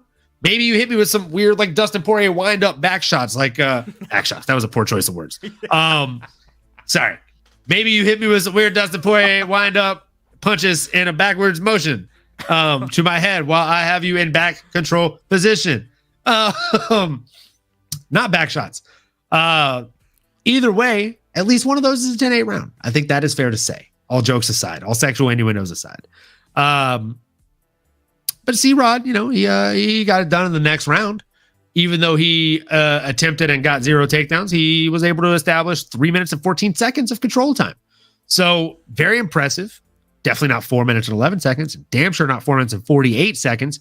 Just in case you're really bad at math, 4 minutes and 48 seconds of control time in a 5-minute round. That means I controlled you for everything except for 2 seconds. And that's it. So the time it took me to say 2 seconds, the pause between that and me saying that's it, that's how long you did something for the fight, for that round. The 2 seconds, that was it. That's a fucking 10-8, okay? I not only controlled you, but I dominated you. You did jack shit. But all that being said, C-Rod won the fight, folks. He got a split decision. He did not do a whole lot. He did in the last round. He landed 74 strikes to 5, which is huge. I mean, some would even say 10-8 worthy. But is our guy not already up a couple rounds here? So the 10-8 just doesn't make sense. It's not plausible for me. And with all due respect, if we granted the guy that had the grappling heavy approach and Danny Silva, but landed less strikes, the win just 5 fights ago, what the fuck are we doing here, guys? Like, what the actual fuck are we doing here? Isaac Dulgarian landed 7 takedowns to 0. He got 9 minutes of control time to 3. That's, again, for those of you that are really bad at math. I'm not judging you if you are. I'm just here to help, okay? That's 3 times the amount of control time. That is 3-to-1. That's a 3-to-1 ratio, okay? I just don't get it, man. Make it make sense. Do you think the right guy won here? No, and this was another one where it's like I was kind of dicking around while I was watching the fight, and then when it comes to the decision and the decision gets read, you're like, whoa, wait a minute, what? Did I miss something here? I was kind of rooting for Dulgarian. I leaned a little bit towards Christian Rodriguez, which I think he was one of the ones I had on the DraftKings, but Dulgarian's fighting out of Kansas City, Missouri, so I was rooting for the guy. He's, semi-local dude. It's like, all right, let's pull for this guy. Kind of fucking ragdolled Rodriguez for effectively 2 full rounds. Like you said, Rodriguez did the vast majority of his work in round 3. I think you said 70 some odd strikes out of the total there that were landed in round 3. So it felt like a pretty clear 2-to-1, in my opinion, when it was going to the decision. 2 rounds for Dulgarian, 1 for Rodriguez. It's one that I'll certainly go back and rewatch. This will probably be a good one to turn on while I'm at work tomorrow in a meeting or something and sit and watch it, because the grappling exchanges were fantastic. I mean, Dulgarian was all over Rodriguez. It was frustrating at times because like me and you were discussing, it was shades of my own past there, where he has all the physicality. I mean, just running riot over Rodriguez, but in his enthusiasm and in his like getting caught up in the fight, he's jumping past shit and missing stuff and making his own mistakes. That was maybe the biggest.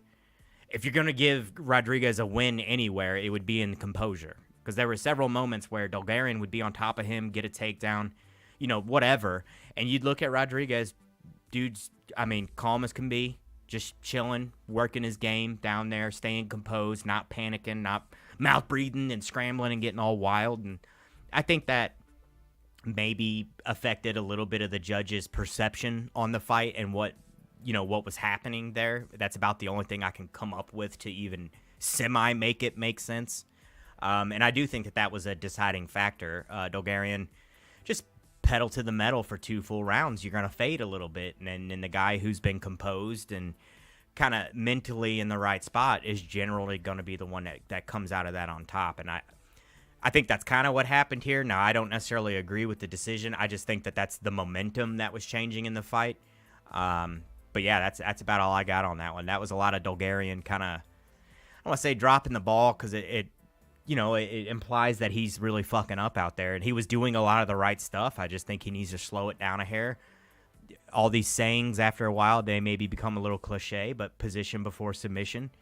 Really get there, really staple it, really cement where you're at and stay there. Don't jump on a submission and then all of a sudden you're positionally out of line, and now he's back up on his feet.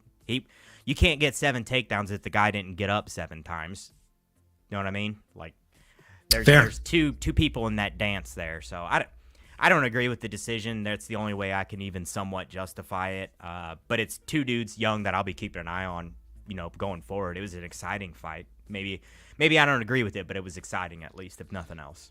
I will agree, and I think that's a great way to end that discussion about that fight. Like, though it wasn't maybe the right decision, both guys show very, very much promise in their futures, and I'll be paying attention to their next bouts. So do I have a name on the tip of my tongue for C-Rod? I don't. I just want to see him matched up against somebody that's not a newcomer to the UFC. That's all I really ask. Somebody that's got more than 6 fights under their belt. Again, all I ask. Did you have a name on the tip of your tongue? Bruce Leroy, baby. Ooh, Bruce Leroy. I'm not mad at that. I think it'd be a fun one. They're relatively similar points in their career where it's like, Yeah. but going in opposite directions, in my opinion. Like one's kind of on the way down, one's on the way up. Like let's have them cross paths. You know, two ships crossing in the night. Let's see what happens. Love that. Two ships crossing in the night. Yeah. No, I fucking love that. I think that's a grand matchup for sure. And with that being said, this next one, man, I don't even know what to say. OSP, Vince St. Preux. He came out there. Did he retire? Well, that was his last fight, right? I think so. No. Yeah, so maybe not, because he was saying something about that he's just he's making improvements and all this other stuff. I'm not sure on that. Don't quote me there. I hope he retires. He's 40. He got to win. I mean, just go out into the sunset, man. And if you, like me, lost money this weekend on Kennedy and Chuku, and Zechiku, it's okay. It's okay. It happens. That's just how he fights. There was nothing wrong with him. I don't think he had an injury. That's just how he fights. It sometimes is painful to watch, but that's just the way he fights. So he attempted 250 strikes, only landed 106. His opponent attempted 276 strikes, landed 143. And mind you, the 106 strikes that Kennedy and Zechiku landed were significant strikes. The 143 total strikes OSP landed were significant strikes. There were 3 takedowns attempted in this fight. There were 0 takedowns landed in this fight. Definitely an entertaining fight from start to finish, in my opinion. I thought both guys, especially for as large of individuals as they are, coming in at 205 pounds, probably standing at about 230 pounds on actual fight night there, putting in work. Anytime there's over 200 strikes thrown between these guys, or rather landed for that matter, I'm impressed. The fact that you got 2 guys that are over 200 pounds that threw over 500 combined strikes, I'll take it. That's dope. I mean, these guys were throwing, right? So may not have been the prettiest fight, may not have been the most technically sound fight in the world, but it was a UFC fight between 2 big men. And I thought the right guy won. I thought the knockdown was very, very telling for OSP. And again, just the fact that he landed almost a third more of the strikes that his opponent did, I think that speaks volumes. I got to give it up for OSP. I think great win for him. Noteworthy win for him. I want to see him hang up the gloves. I don't have a next fight for him. I'm not going to play matchmaker.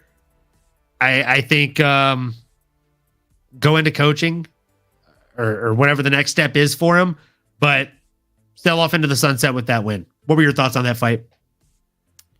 I think you pretty well nailed it there, and this is another one that I was on the wrong end of. I had Kennedy winning this fight going into it, and I'm an OSP fan. We've talked about the OSP choke, the Von Flue, and shit like that in the past, and as somebody I had Kennedy winning it, and for me to go into the end of it and be like, no, OSP had that, I think that's pretty telling. That even bias considered, I still thought OSP won. I think the knockdown, like you said, was kind of the deciding factor there on top of the additional volume. Kennedy may have landed some of the harder shots, but OSP is kind of a known hard hitter. The dude, it's been known that this guy has power. He's got good kicks and stuff like that. So the shots that he was landing were doing damage. So I mean, no, you pretty well nailed it. I never really considered a lot of these guys. I think about what are they going to do after fighting, and OSP is one I've never really considered that for him. It kind of makes you wonder: is he going to do some coaching? Does he have any other career aspirations or what? I've never really thought about it for that guy. Like to see him stick around. He's got a lot to offer to the sport. Clearly, I mean, he's an athletic dude. Didn't he play ball too? He played football, right? He played football, yeah. Clearly's got something to offer there, and probably tons of knowledge that he could pass on to the guys coming up. I'd like to see him stick around, coach or something.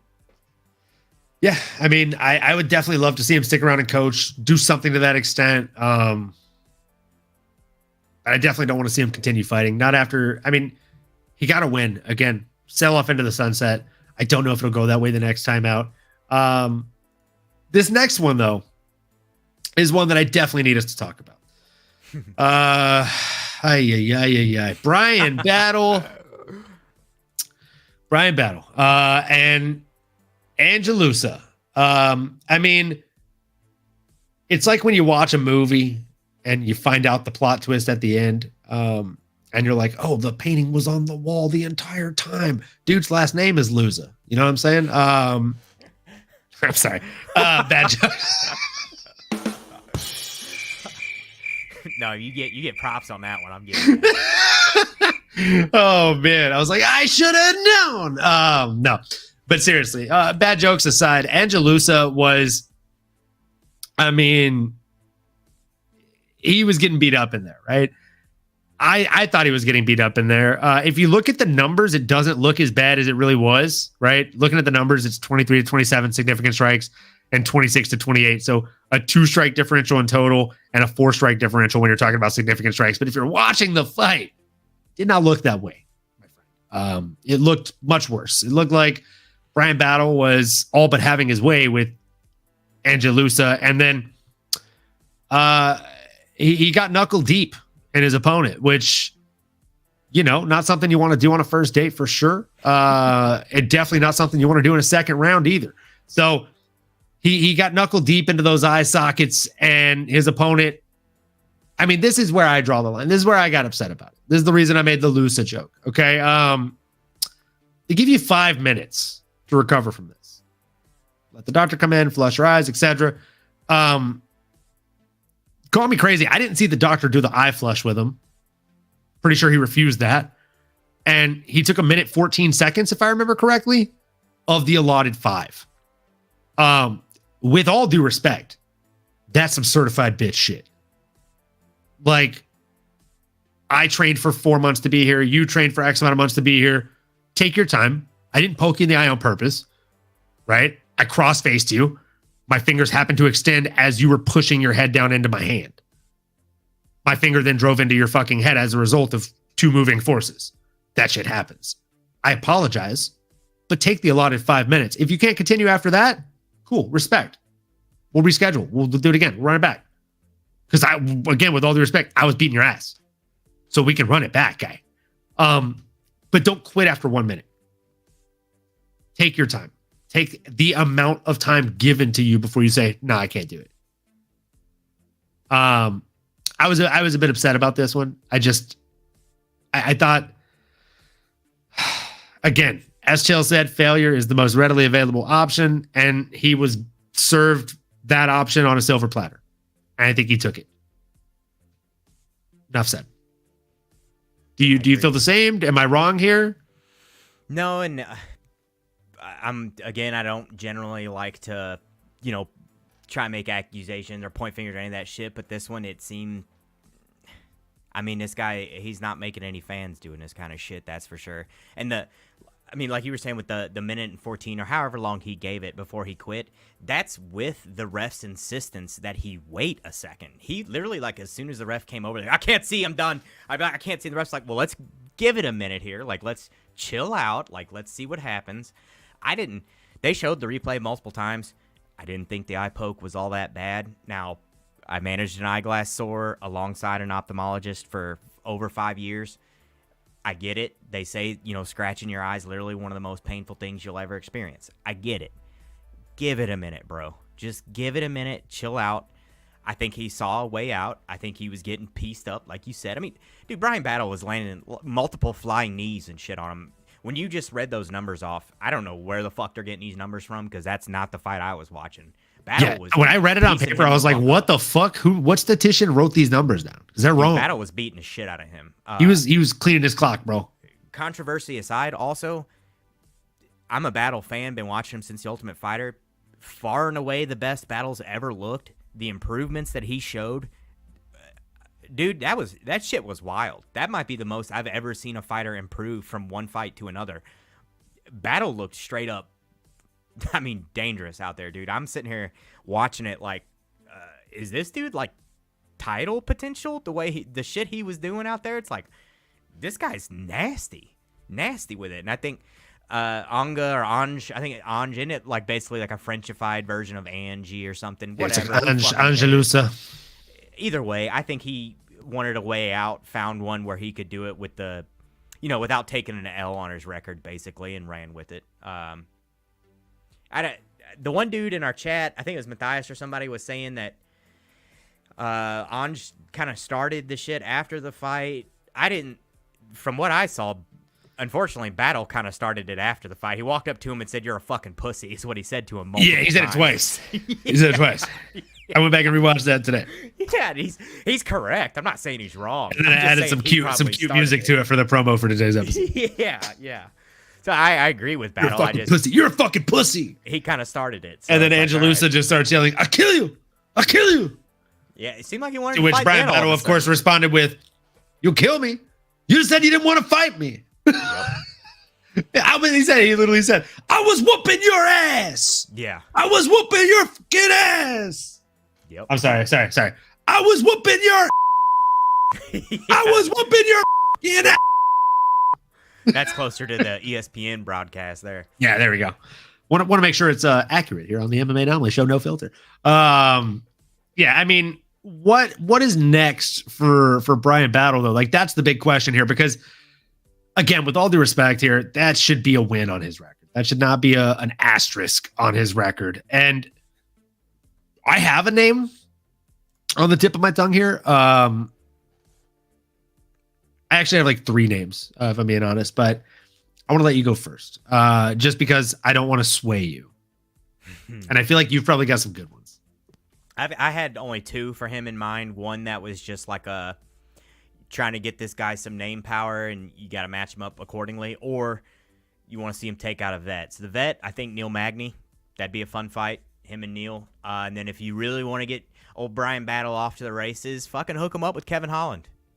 Hook him up with Big Mouth. Coming off a loss, I think he's ranked like number 14 or 15 or something like that. Battle's on the way up. Let's see it. 2 flashy dudes getting after it. Like Battle, flashy in a different way. He's almost more like Berserker flashy, where he's just throwing some shit out there and see what happens. And then, of course, you got Big Mouth. But those would be my 2, Magny or Holland. What do you think? So I love those. Just being completely candid, I absolutely love those. So the 3 names that I had were Michael Chiesa. Mm-hmm. I just think that'd be a fun test for him on the grappling front. It's not the one I'm most excited about. The 2 other ones are the ones I'm most excited about. So the one that I am most excited about that's in the realm of reality is Kevin Holland. Again, as you said, he's ranked number 14, right there towards the outside end of the top 15 rankings, which is well-deserved by our guy Brian Battle here. And a solid test. Now, inside the realm of not-so-reality here, I have another name. MVP. Ooh. I think Brian Battle versus MVP. I mean, MVP is sitting up here at number 13. Just had his UFC debut, and what a debut it was. But I think it would be a really, really fun matchup for him. I think it'd be nice to see what he does when he fights somebody that is slower than him, because I don't think he has fought somebody faster than him. And I know MVP would be faster than him, just candidly. So is he able to adapt? Is he able to, break down the trees, chop the trees of an MVP and slow him down on those entries? Or is he able to make the read and hit him with, one of 16 flying knees that he was able to hit his opponent with this Saturday?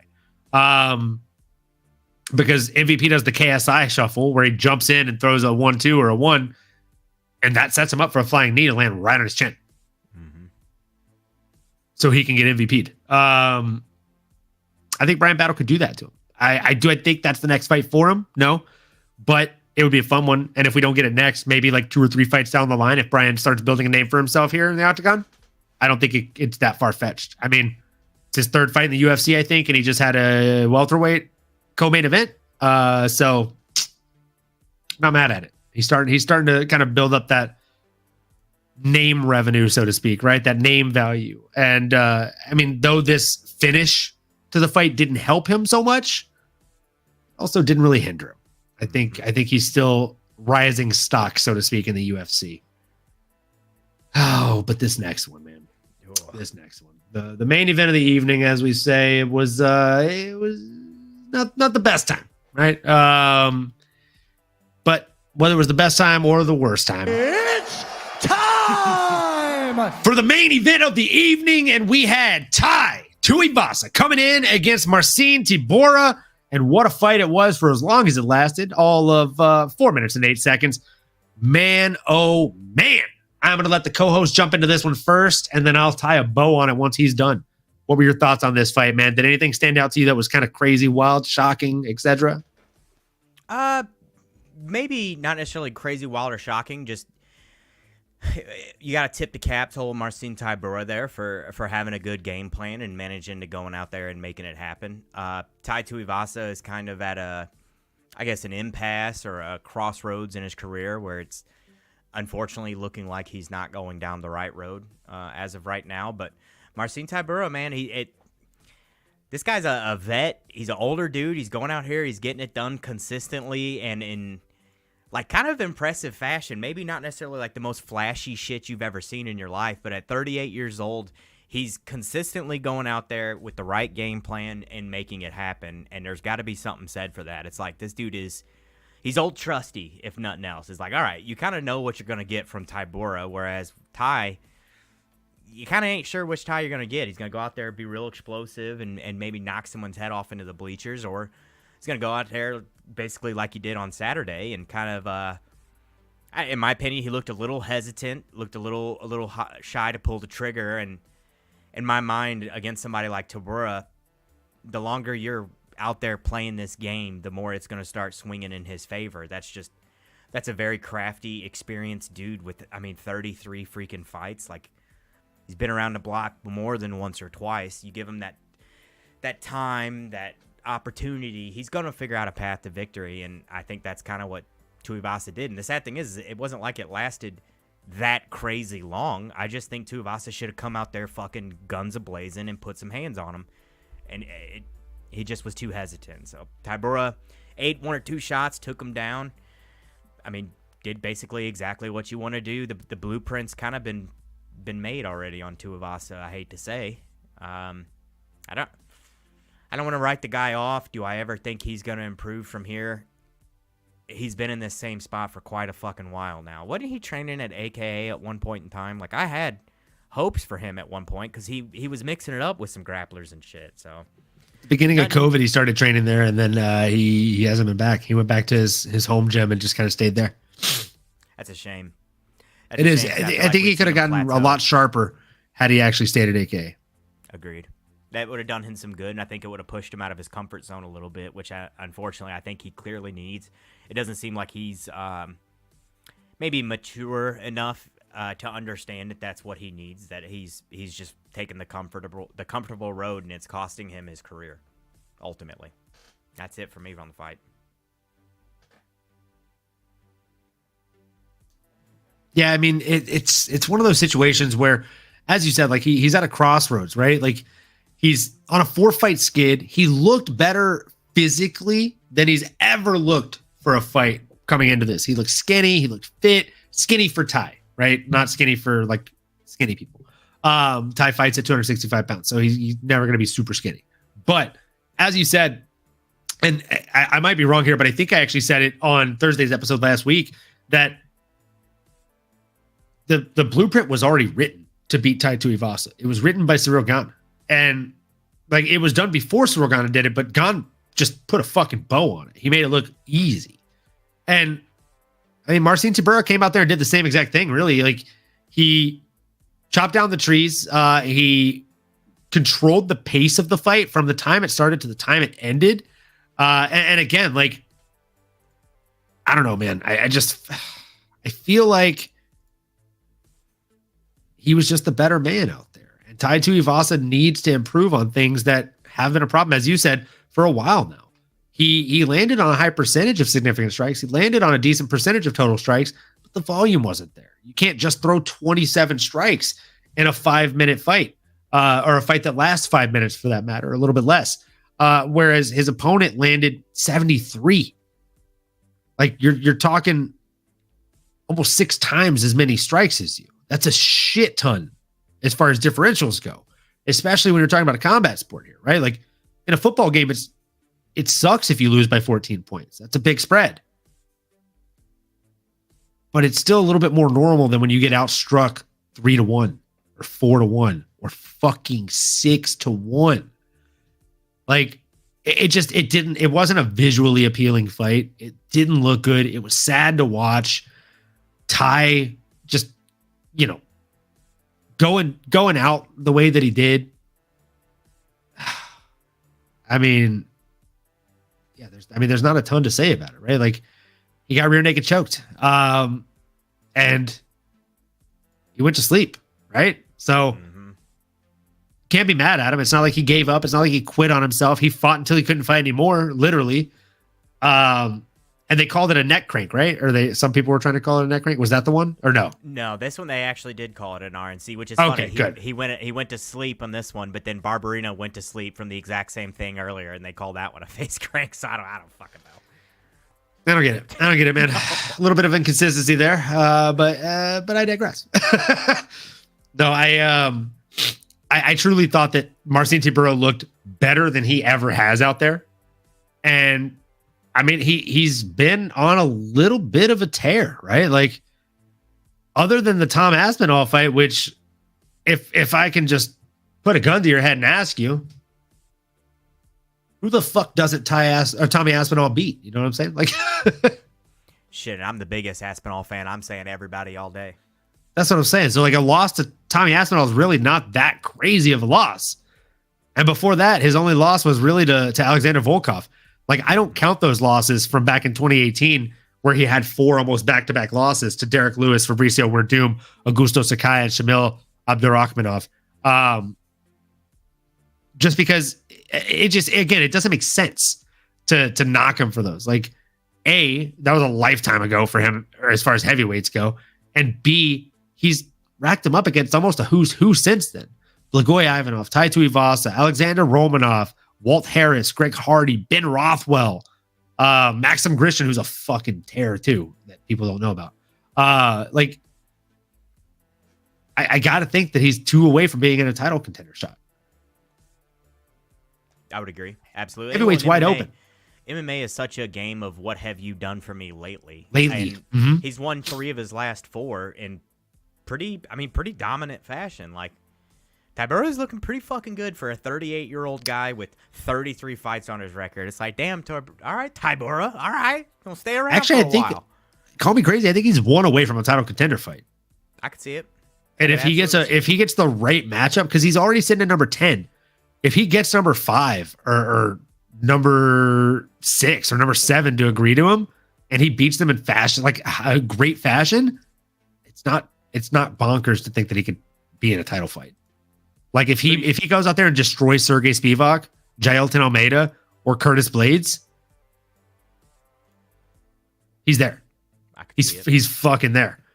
And if they tell Curtis Blades, you don't get the title shot, sorry kid, like, you just aren't exciting enough, do one more for us, he's not going to say no to Marcin Tybura.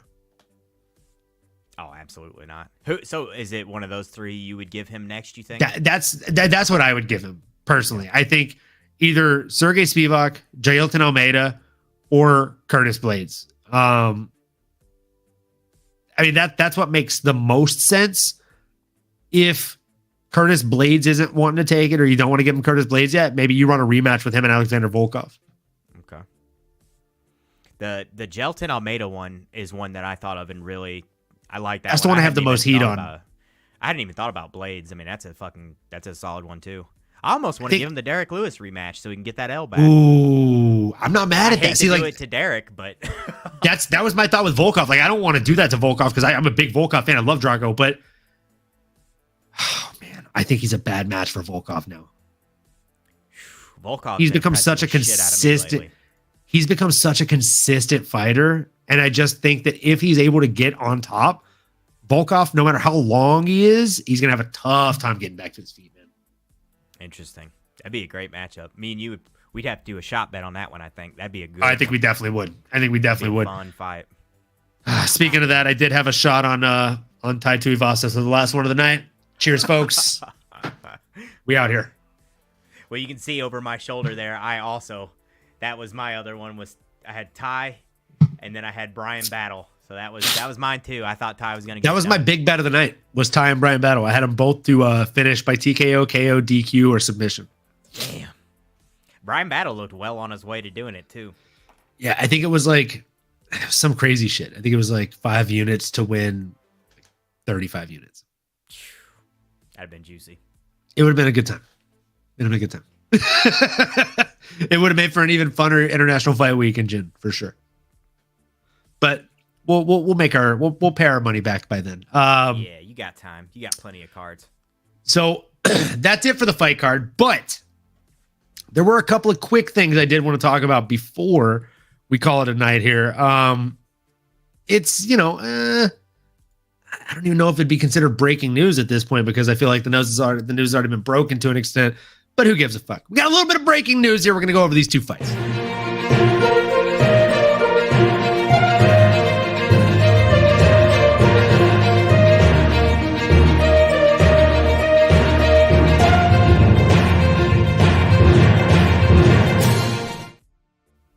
So these two fights that we're going to talk about here, we got our guy, Steve Erceg, the guy that looks like the dude from The Office, is now walking his way right on into a title shot against Alessandra Pantoja. This is a pretty damn interesting fight. Good old Steve, Astro Boy Erceg. He's on a hell of a tear, right? He hasn't lost a fight since 2017, but he's had a shit ton of fights since then. Most recently, you probably remember him getting that nice little check hook knockout over Matt Danger Schnell. Man, it leads me to believe that wrestling, Brazilian Jiu-Jitsu, Sambo, those are not actually the best bases for MMA. A win over Matt Schnell is the best base for MMA if you want a title shot.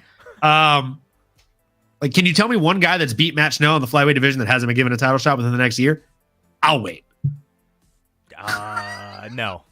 Like, No, I cannot. I feel like those guys they're like, well, they knocked out old Danger. They're gritty. Let's go ahead and send them to the top. See you at the top. What are your thoughts on this? I feel like there's at least 3 other names that are probably more deserving. Absolutely. I think you're 100% correct. This surprised the shit out of me. This is maybe one of the most And I like announcements. Yeah, same. I'm upset with him for knocking out my guy fucking Schnell. I got the autograph card in the back there hanging up from Matt Schnell. Might need to get me an Erceg one. Sorry, Schnell. Love you. But man, I don't love this one. I don't love this one at all. It just doesn't make a ton of sense to me. I get that he had the flashy win and everything, but it just doesn't. There are dudes more deserving, and it's like, are you trying to actively hurt the integrity of the sport? Because shit like this is what does that. Why are we? If you're Royval, what are you thinking right now? Honestly, what's going through your head when you hear that announcement? Yeah, honestly, several of the guys, Muhammad Makayev, in my opinion, deserves it more. You could almost make the argument about Manel Kopp. There's dudes that have been around the block, been putting in the time and effort and stuff like that. And I don't know where the hell this came from. It's a fun matchup. I'm super excited to see the fight. I think there's a massive experience discrepancy here. You got a guy with I think he's got 33 or 35 fights or some shit, and then you got a guy with 12 fights. So that's surprising. It's a huge experience discrepancy, right? The discrepancy in experience is kind of the craziest part of it. But the experience in the UFC is kind of a crazy part of it too, because dude has 3 fucking UFC fights and now he's fighting for a belt. It feels like Brock Lesnar minus the WWE push. I don't understand the push for Astro Boy. I like him, but fan, color me enthused. But still, I just don't get it, man. The other one is a little bit different. And I'm sure you heard this one too. We got Mr. Hall of Famer himself. He just got inducted into the UFC Hall of Fame last year. We got to see him. You know, the meme where he's jumping around backstage crying and getting juice. We were there. It was fucking insane. We saw it on the big teleprompter. Dude, Jose Aldo, the absolute legend, the absolute myth, the absolute stud, coming back out of retirement to fight who? Jonathan Martinez. Now I'm a big fan of Jonathan Martinez. Fighting out of Plainview, Texas. The Dragon, Jonathan Martinez, is 19-4.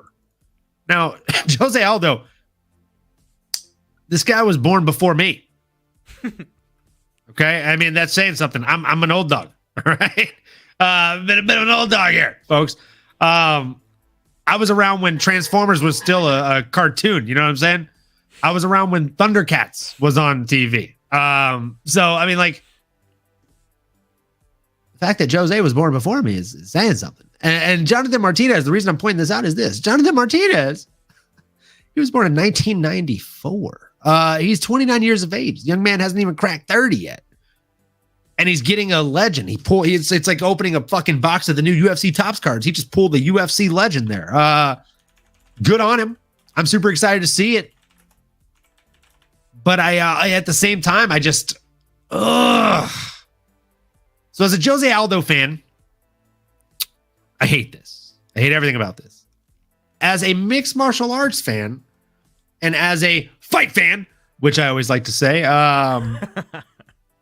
welcome back, fight fans. I feel like this is a just fucking delight. I couldn't have chalked it up better myself. I think the matchmakers are doing a goddamn good job here, Mad Max, because I think I've said probably maybe like 8 or 9 months ago, I think 2 Jonathan Martinez fights ago, that he is a modern day Jose Aldo. Because the way that he goes and fights, it's constant forward pressure. It's not doing damage with the jab, but poking and prodding with the jab to set up the leg kick. And the leg kicks, he's chopping down your trees. Once you think you can take the jab, then he starts landing strong jabs, like actual stiff jabs instead of test jabs, and or check hooks and really strong fucking crosses off of his leg kicks. I mean, it's the Jose Aldo pedigree. Like, I just feel like he's literally the Jose Aldo archetype. Copy pasta. Plus volume. With a little bit Plus more volume. I like it. I hate it for Aldo, though. 100%. Have you found odds on this yet? I was just trying to find some and couldn't find I have not found odds on this yet. Okay. Let me check Cap MMA. They try to put up all the odds from like all the different websites on their site. But I don't think even they have any yet for it. Let me check here. 30. I mean, if Martinez is anything less than like a minus 200, I'll probably be hammering the shit out of that line. Oh, absolutely. Absolutely. Which sucks. What's the date on that one? Do you know? Let me see. May 4th, 2024. That's UFC 301. So far, the only odds we have on that one on Cap MMA are Alessandro Pantoja versus Steve Erceg. That one has odds? What's the odds on that one? So looks like FanDuel has it at plus 210 for Erceg, minus 280 for Pantoja. And then I think this is DraftKings Sportsbooks. Is that what this is? I think it's DraftKings has it at... I lost it. Oh, there it is. Plus 188 for Erceg and minus 250. Oh, that's a big fucking swing. That's a big difference. Interesting. I didn't expect Pantoja to be quite that much of a favorite either. I'll be honest, neither did I. Same. Huh. Interesting. Why do we have odds for Chandler versus McGregor? This is the dumbest shit I've ever seen. That ain't never going to happen at this point. It's never going to end. Why do they have it set for June 29th? That's the dumbest. DraftKings. What are you doing? DraftKings, what are you doing? And yeah, I do actually have odds right now live on DraftKings Sportsbooks. So DraftKings Sportsbooks, it is plus 210 on Erceg and minus 258 on Pantoja. I might hammer the early line on Erceg on that. I'm not mad at Astro Boy in that fight. Yeah. Because I don't know if you remember, but Matt Schnell was piecing up Pantoja before he got knocked out. Interesting. Just like he was piecing up Erceg before he got knocked the fuck out. I'm just saying. I mean, I know that Pantoja is a really, really great fighter, and he has improved tenfold in like the last 3 years. But, you know, when you watch his grappling, I'm sure you pick it apart. When I watch striking, I pick it apart. And I can tell you that he makes very sloppy amateur mistakes in his striking sometimes. His guard stays very crisp when he's throwing 1-2s, but when he throws hooks, and you'll notice this, watch. Next time you watch his fights, you'll notice this. So when he's throwing 1-2s, his hands stay up, right? 2 points of contact. So when he throws the jab, this is here. When he throws the cross, the jab comes back. When he starts throwing hooks, the first one usually stays kind of tight, but if he throws anything past that first hook, he does this shit where the hands get lower every single time, and then he starts hip firing. And Astro Boy will knock him out. he will hit him with a check hook, and he will slip one and rip one. Unlike most people that Pantoja fights, where it's like Royval's like, okay, I can eat the first 2 hooks and then start landing on him because he drops his shit. We saw that happen in the fight. I saw that happen in the fight. But when you're already eating big shots from somebody that is strong, yours are taking steam off, right? As a result, somebody like Astro Boy that actually has really good fucking head movement, like Moreno-esque, I would say. I'm a huge Matt Schnell guy. Literally, like the Matt Schnell autograph card was a birthday gift for me from my boy Drew. And he ordered it on eBay because he knows that I am a Matt Schnell fucking fanboy. I've watched him since the MTV Cage days. I was impressed with him when he beat Schnell, man. As much as I didn't want to be. Like the head movement, the footwork is something that is a dying art in MMA, man. It's something that, like, like people are like, oh, power is something that, a lot of people can't train. You're either born with it or you're not. That knockout power, the touch. I feel like footwork is treated that way now, and it's not the case. Like the people that are really good at footwork, Corey Sandhagen probably had shit footwork when he walked into a gym, but he's really fucking good footwork now because he works on his footwork all the fucking time. Dominic Cruz probably had trash footwork when he walked into a gym, but now he's heralded as one of the goats of footwork, in my opinion, in mixed martial arts. So this guy, Ursig, you can just see, man, he puts in the fucking work. And I hate it because he ends up fighting a lot of fighters that I really like. And it's like when Thanos fights Captain America. I've got the shield in the back. I've got a tattoo on my left arm, but I don't like that. I know how that goes. Thanos is genuinely fucking stronger than most gods. My boy is just like the peak of human strength, He's as strong and as fast as a human can possibly be. So, on paper, he's fucked. So that's what it feels like when Ursig gets matched up against a guy that you like. And I mean, same thing with Jonathan Martinez here lately. When he gets paired up against someone that you like, you're going to have to take your fan cap off that night and just put on your MMA fan cap and just enjoy the fight because you're in for a ride. And probably a lot of leg kicks with Jonathan Martinez. Yeah, there's definitely a point where you kind of have to make like a conscious effort to take your bias out of the equation, which is something, I straight up say it all the time on my stream. Is like, okay, this is a heart bet, fade the shit out of it. I will never bet against X, Y, or Z because I love them too much or something. And it's just, you either got to take that out of the equation if you can, or at least acknowledge it and then take yourself out of the equation and just don't bet it. Facts. It's like seriously, I like to do analogies. I like to break it back down and bust it back to something where people that are like, a casual MMA fan, maybe they're a bigger anime fan, would understand. So like if you've watched Dragon Ball Z and you're a Vegeta fan, you get it, right? Vegeta fights 80% of other characters. Fuck yeah, dude. Vegeta's a lock. Let's go. That's my Dustin Poirier. Dustin Poirier is my Vegeta. I love that guy. Right? Like he's cut from the same cloth as me. And so every time he's in there, even if he's fighting Goku, I'm like, Vegeta, bet the house. Let's fucking go. I know he's going to lose to Goku. I know. Right? Like Dustin Poirier versus Khabib. If you think I didn't have money on Dustin Poirier, dude, I trained at American Kickboxing Academy for 5 fucking years. I'm supposed to go for Khabib. And everybody else in the world knows Khabib's going to win. But, dude, if you didn't think your boy had money on Louisiana, you're dumb. You're as dumb as me betting on Poirier that night. Heart takes precedent sometimes, man. It's a fact, dude. Got to do it. You got to do it. Like this is the law of the jungle, man. You gotta bet with where your heart is. Yeah, I truly feel like there's definitely hard bets. That's what the Taito Ivasa one was. I literally said in the break, oh, whoa, what happened? I think we lost Mad Max here. Whoa, we lost him. He's going to come back, though. Whoops. Sorry about that. There he is. My bad. There I'm he sitting is. here looking. I've got 10 different sites still trying to find odds on Jonathan Martinez and Jose Aldo, and I clicked the wrong X. My bad. Oh, shit. That's I still amazing. can't find fucking odds on that. I'm looking all over the place. I don't know that there are odds on that. Apparently not so far. You would think it would at least maybe have like a teaser line or something, but I'm having zero luck on it. I'll just wait. It's still Also, while I do have you on the show, I got to ask you.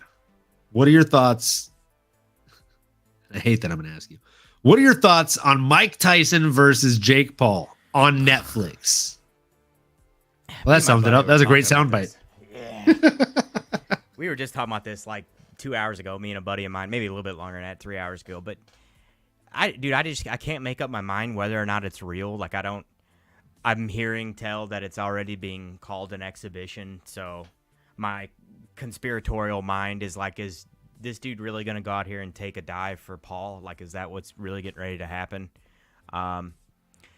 So just to keep it semi-succinct and not go too long, I see one of three outcomes. And two of the three fucking suck. Tyson's either taking a dive for Paul, Tyson gets knocked out by a dude who's fucking 30 years younger than him, or Tyson goes out there and somehow like sets the universe back in alignment the way it should be. He makes up for Harambe dying in 2012, like somehow fixes all the Mandela effects. Everything could potentially be corrected with this one fight here if Tyson somehow goes out there and does it, but I just don't. This shit could end the war in Ukraine if this happens this way, and I just don't see it happening. It bums me out that he's at the point where he potentially has to do this for money. He says he's not doing it for money, so does fucking everyone who's fighting for money. So it just bums me out, dude. What about you? There's okay. Sorry. There's no way he's doing this for money. He has to be making so much money on his weed farms and stuff. Like, there's no way he's doing it for money. I genuinely think, right? He did these interviews. He did these podcasts. We've all seen the clip of him crying, saying, like, I used to be an animal. I was like, they used to like hypnotize me to bring the god of war out of me and like all this shit. And like, he would say he hated the person that he was. He hated the person he was when he was fighting. And then I think what happened is he hit 55 years old. He stopped having things that were exciting in his life. He's smoking a pound of fucking weed a week. And he's like, dude, I need something that's going to get me out of bed every night and make me feel alive. And I'm just going to bust a quote out of my literal ass here right now and say, Abraham Lincoln, wise man, once said, it's not the number of years in your life that count. It's the amount of life in your years that count. So I think Mike Tyson is at a stunning realization in his life where he doesn't care how many years he's got left. He cares how much life he's got left. And fighting is something that brings him life. It is his lifeblood. So as much as I don't want to see him fight at 58 years of age, I think it's just a stunning realization that we have to accept. As long as there are people that are willing to accept a fight against him and they're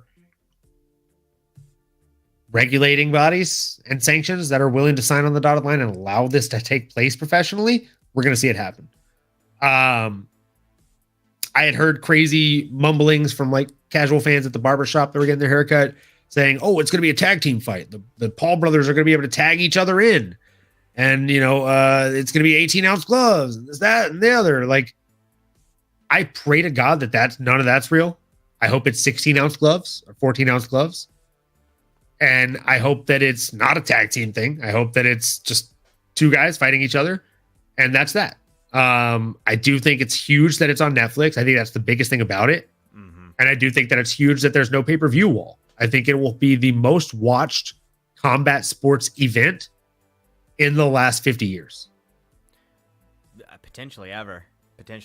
I think potentially ever for major sports on streaming. When you said potentially ever, it genuinely made me nauseous. Yeah. But I know you're right. Potentially, it's the stars are aligning that way. Unfortunately, it's lining up that way. That's maybe the one in my brain good factor about all this is opening a whole new door for professional sports and streaming that could potentially be a good thing. As far as bundling it in with like Netflix or Prime or Hulu or whatever. That's like the one thing that I'm like, okay, this is kind of exciting. Like, are we going to see the Super Bowl on fucking Netflix in 2 years or something? The Super Bowl. Oh, that would be wild. It opens the door for it. It definitely, I'm not saying it's for sure going to happen. I just think this is opening the door for possibilities. Like, depending on the success of this, there's going to be a whole lot more people interested in doing it. No, I mean, you're absolutely right. I do have to ask you one question before we call it a show, before we wrap it up here for the night. When it comes to Jake Paul versus Mike Tyson on Netflix, they have to build an undercard for this, and we haven't heard anything about it. So my question to you is this. Do you want to see it be a legitimate undercard, right? With up-and-coming boxers versus up-and-coming boxers, or do you think it makes more sense because it's the Jake Paul versus Mike Tyson spectacle, kind of fight circus-esque bout, for us to have your TikTokers versus YouTubes, your OnlyFans models versus porn stars, or whatever the case may be? Do you think it should be more legitimate fights or more spectacle fights? Man, that's a good question there. Well, I guess you're asking me, so obviously it'd be a personal opinion. I was going to say for the same personal opinion here, I do think that it should probably be put together about as legitimate as you can possibly make it up into the freak show that is the main event, unless you just want it to be. It's already got potential to be the laughing stock of the sporting fucking universe for the next X amount of years. Why are you going to add to it? Like, you're only raising the potential for it to be a laughing stock. Add some legitimacy to it. Put on some real fights. Maybe get some other big names or something like that. And you're going to have to open up the wallet, Netflix or whomever, to make this happen. You almost would be better off on this one just acknowledging the fact that you may take a loss on this event just for the future business that you're getting here. So open the wallet. Get the biggest names you can get. Add some legitimacy to this fucking circus. Otherwise, I mean, it's going to turn into everybody watching it's going to turn into everybody pointing and laughing. What's your take on it? You think they'll do that? I mean, I think it all comes down to marketing, right? Like, and again, like I work in corporate sales and marketing, so that's where my brain goes instantaneously. It's like, well, what makes the most sense first and foremost, right? Like, what's the most logical? And then from there, the brain goes to what makes the most dollars and cents, right? What makes the most moolah? So if I say like, okay, Jack Badu, right? Like he's a great boxer. He's trained with like Mayweather and people like that. And he's somebody that actually has a real boxing name. Maybe put him as the co-main event, right? Who would he fight? I don't know. I'd have to find somebody at his skill set, etc. Or you can get like Gina Valentina, who's a porn star that's been expressing that she's trained in boxing for the last 2 years and wants a fight. And you put her against somebody that's fought on like the last Misfits card or something.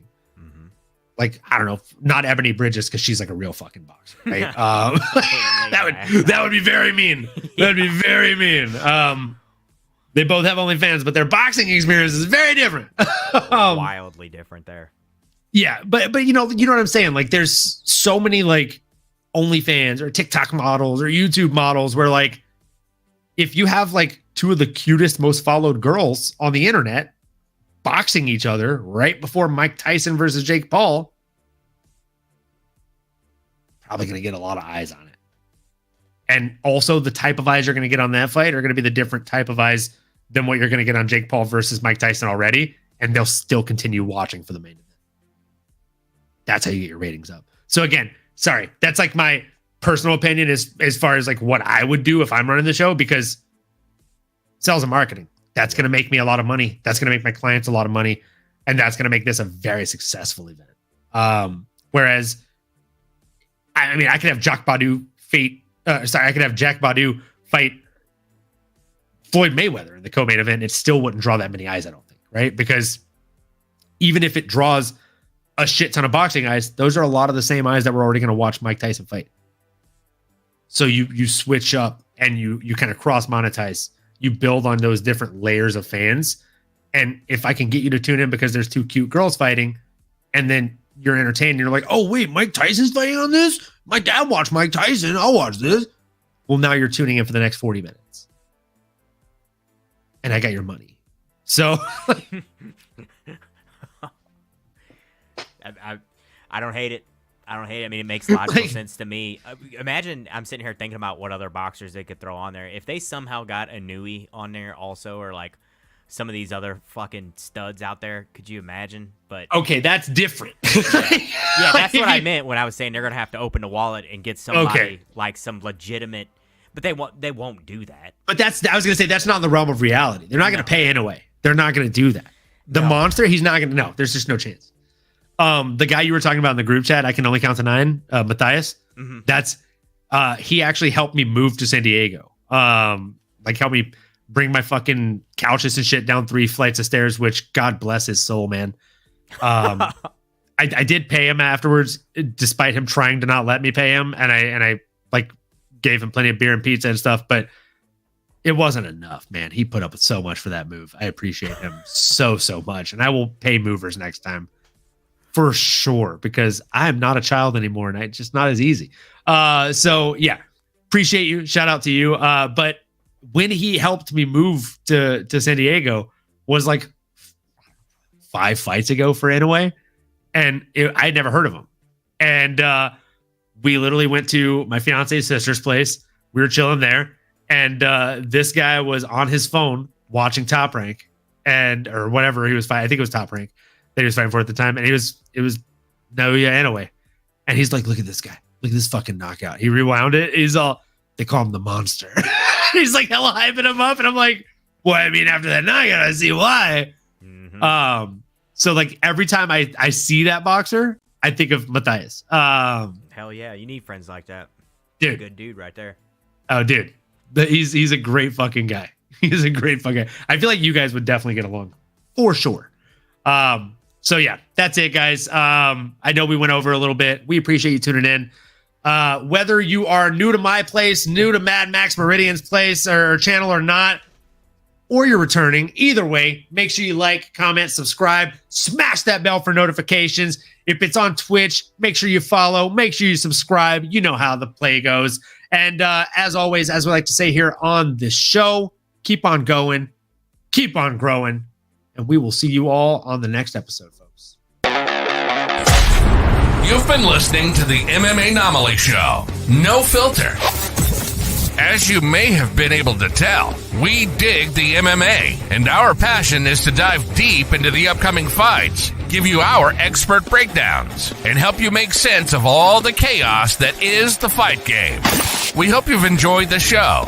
If you did, make sure to like, rate, and review.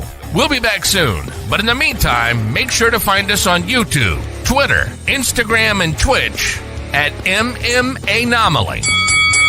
Be cool, and we'll see you next time.